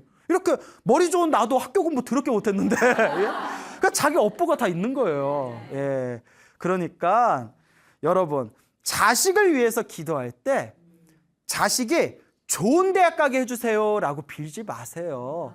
좋은 대학 나와도 힘들게 사는 사람들 많아요. 아시죠? 우리 자식 이런 좋은 직장 들어가게 해주세요 라고 바라지 마세요. 좋은 직장 들어가도 그 안에서 속 썩고 줄담배 피고, 이런 얘기하면 좀 남 얘기라서 미안한 얘기인데, 어느 거사님이 계셨는데 이름만 대면 알만한 엄청나게 연봉을 많이 받는 그 주식하는 회사 있잖아요. 주식 같은 거 하는데 이렇게 해주는데, 거길 갔는데 거기에 스트레스 엄청 많이 받는데요.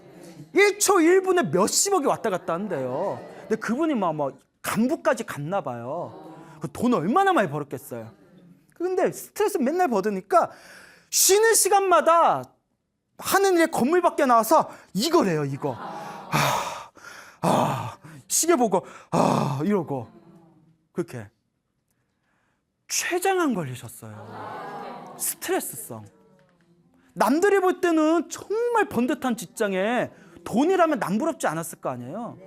여러분, 남들이 보는 거랑 내가 겪는 건 달라요. 그러면 자식을 위해서 어떻게 기도하냐?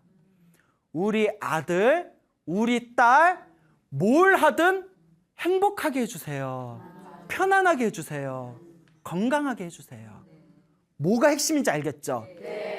좋은 대학 가봐라. 건강 잃으면 뭐 할 거예요?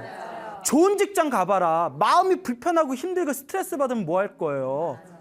우리 아들, 우리 딸 인생 가는 길마다 편안하게 해주시고, 어쩔 수 없이 힘든 일이 닥칠 때 조금이라도 보호해 주세요.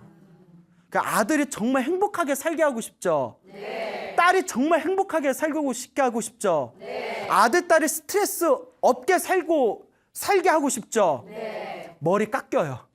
그래? 출가시키면 돼. 스님이 되면 스트레스 거의 없어. 나 봐요. 스트레스 있어 보여요? 없어 보여요?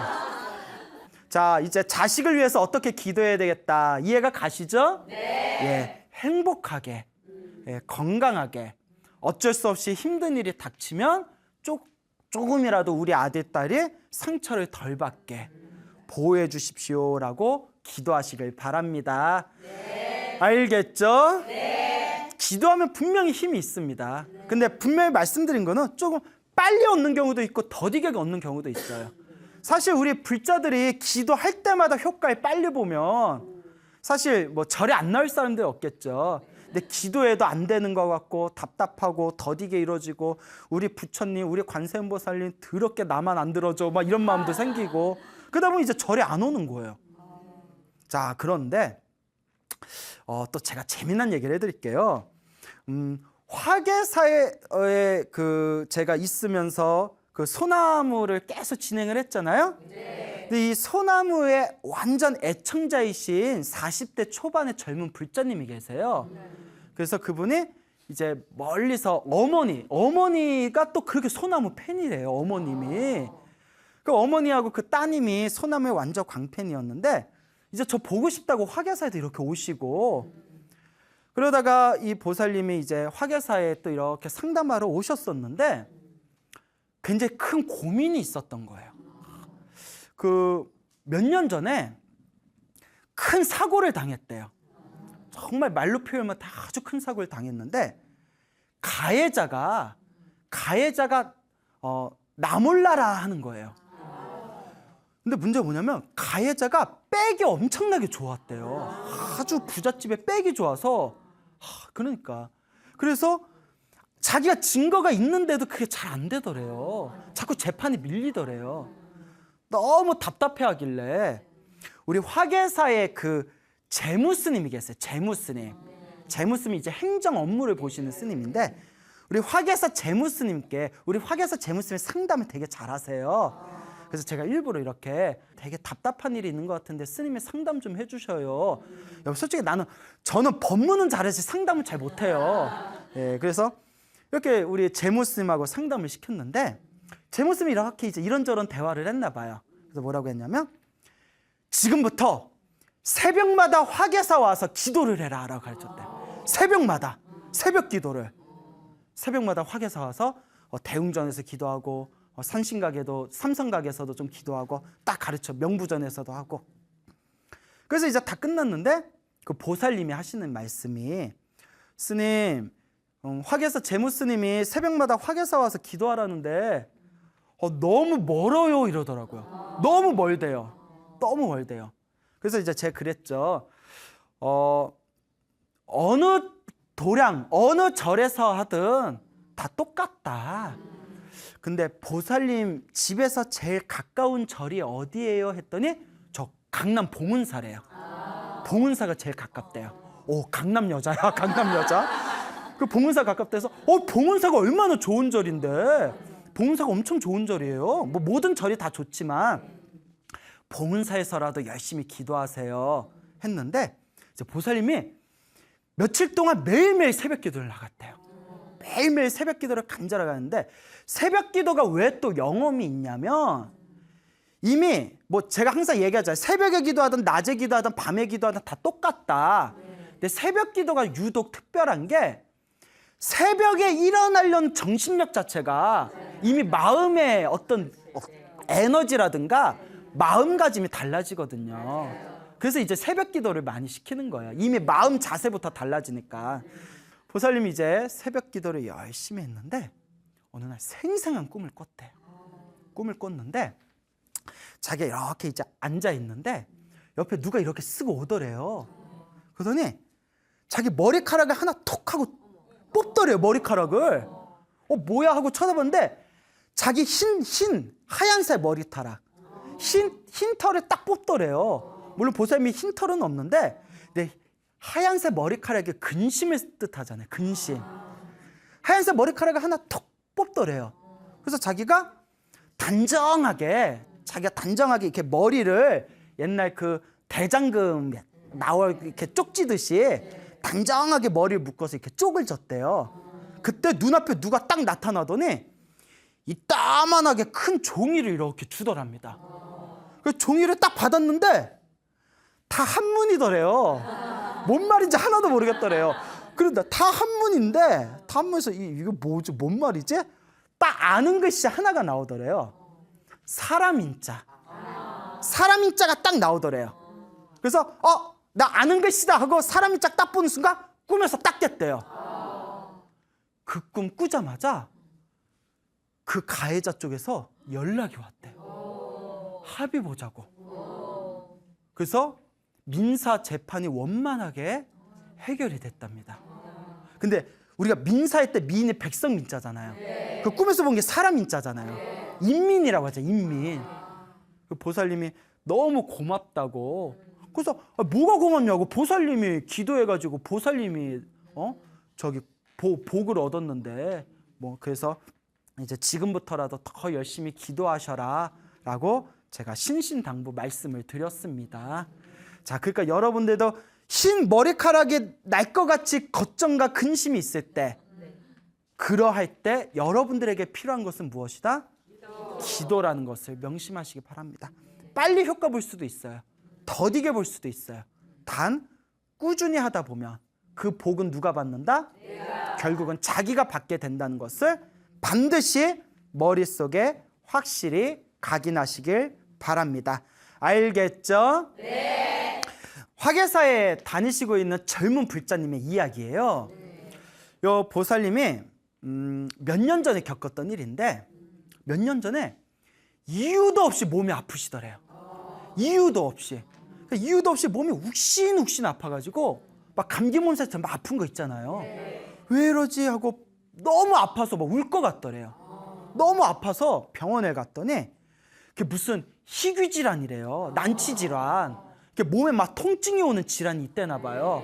막 희귀 질환이라서, 난치 질환이라서 이거 약을 써야 되는데, 진통제랑 약을 써야 되는데 약이 엄청 세대요. 그래서 한 방에 처방할 수는 없고 1단계, 2단계, 3단계, 4단계 단계별로 처방을 한대요. 1단계를 먹고 몸에 익숙하면 2단계, 3단계 올라간대요.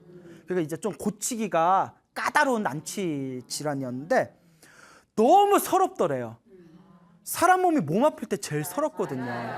맞아요? 네, 그래요. 몸이 너무 아파서 서러워가지고 그때만 해도 이렇게 절을 열심히 안 다녔는데, 물론 어렸을 때부터 엄마 따라서 절에 다니는 그런 인연은 있었지만 특별히 절에 열심히 안 다니다가 너무 자기가 죽을 것 같이 힘드니까 그때 집 가까이 있는 화계사에 올라갔대요. 화계사 이렇게 가서 화계사 법당에서 미친 듯이 울었대요. 막 눈물이 펑펑 쏟으면서 부처님 제발 저 좀 도와주세요. 제발 저 좀 살려주세요 하고 정말 피눈물을 흘리듯이 막 부처님께 사정을 했대요. 그리고 그렇게 법당에서 부처님한테 하염없이 살려달라고 한 뒤에 하룻밤 자고 일어났더니 몸이 되게 좋더래요. 컨디션이. 하루 만에. 무슨 기도를 하루 했는데 효과를 봐. 그래서 의사를 찾아갔대요. 의사가 딱 보더니 의사가 깜짝 놀라면서, 이야, 이게 아주 모범 사례라고. 굉장히 이게 난치 질환인데 지금 너무 몸 상태가 좋아졌다고. 어떻게 이렇게 몸이 좋아졌지? 환자님은 굉장히 모범 사례입니다. 아주 좋습니다 지금. 이러더래요. 아무리 생각해도 누구 값이다? 부처님 값이 같다는 거예요. 그래서 내가 부처님 때문에 이렇게 몸이 좋아졌는데 내가 절에 안 다니면 안 되지 해가지고 화계사를 꾸준히 와서 기도를 해요. 조용하게. 근데 이분하고 이제 우연히 이제 제가 대화를 하고 그러다가 그분한테 법화경 사경을 하라고, 법화경 기도를 하라고 이렇게 권유를 드렸어요. 법화경을 이렇게 해봐라. 그래서 예 알겠습니다. 또 이제 사람이 착해요. 그래서 스님이 가르쳐줬으니까 해봤겠죠. 그래서 제가 그랬어요. 욕심 부리지 말아라. 기도 안 하다 갑자기 하면 힘들다. 손가락도 아프고 또 처음에 너무 열심히 하다 진 빠지면 나중에 쳐다보기도 싫어져요. 하루에 한 장 쓴다. 하루에 한 장만 쓴다. 하루에 바쁘면 한 줄만 쓴다 생각하고 그냥 꾸준히만 해라. 계속 썼대요. 쓰고 썼는데 그러는 거예요. 스님, 기도하니까 일단 마음이 편안해요. 이러더라고요. 마음이 편안해집니다. 그리고 계속 쓰면서 좀 안 좋은 일도 겪었어요. 막 속 시끄러운 안 좋은 일도 겪었을 때 또 제가 그게 다 무엇하고 있는 것이다? 업장소멸. 크게 받을 걸 작게 받고 있는 거다. 기도하면서 크게 받을 걸 작게 받는 거니까 꾸준하게만 해라. 그러니까 이제 꾸준하게 했는데 한 6번 정도 썼어요. 지금 법화경을 6번을 돌려 썼는데 갑자기 이상한 걸 느꼈어요. 몸에 아픈 병이 있었다고 했잖아요. 근데 갑자기 좋아졌다고 했잖아요. 근데 골반하고 다리는 또 은은한 통증이 있었대요. 사실 일상생활에 방해가 되지 않을 정도의 은은한 통증이 있었는데 언젠지 모르겠대요. 언젠지 모르겠는데 그게 싹 사라졌대요. 법화경 사경하다가 그 마지막 남아있던 통증이 어느 순간 딱 봤더니 흔적도 없이 사라졌대요. 그래서 스님 너무나 이 부처님의 기도가 정말 묘하고 묘한 것 같습니다 라고 이야기를 하더라고요. 근데 그분 남동생 이야기가 또 기가 막혀요. 둘이 그 남매가 또 그런 불심의 때문에 그런지 어떤 부처님 가피가 있었어요. 그 남동생이 어렸을 때부터 사찰 어린이 법회를 다니면서 굉장히 이제 어렸을 때부터 기도를 많이 했대요, 얘가. 그러다가 이제 기도를 많이 하고 부처님하고 인연이 있었던 남동생이었는데 어린이 법회 다니고, 그런데 이제 그때 그 사건이 군대에서 제대하고 난 뒤에 며칠 안 됐을 때 일이래요. 남자니까 군대 갔겠죠? 제대하고 나서 이게 집에 자기 옆방에서 자고 있었대요. 자기는 여기서 자고 있고 저쪽에 옆방에서 남동생이 이제 자고 있었는데 새벽이었대요. 한참 자고 있는데 새벽에 으악 하면서 남동생 비명소리가 들리더래요. 그래서 자다가 놀라잖아요. 그러니까 보살님이 야야 아무개야 왜 그래 무슨 있어 하는데 방에 막 들어가려는, 남동생 방에 들어가려는 찰나에 꽝 와장창 하는 소리가 들리더래요. 뭐가 무너지는 소리가. 그러니까 비명소리가 먼저 들리고 그 다음에 꽝 하면서 뭐가 확 무너지는 소리. 너무 놀래서 방에 들어가서 불을 딱 켰대요. 큰 진열장 있잖아요.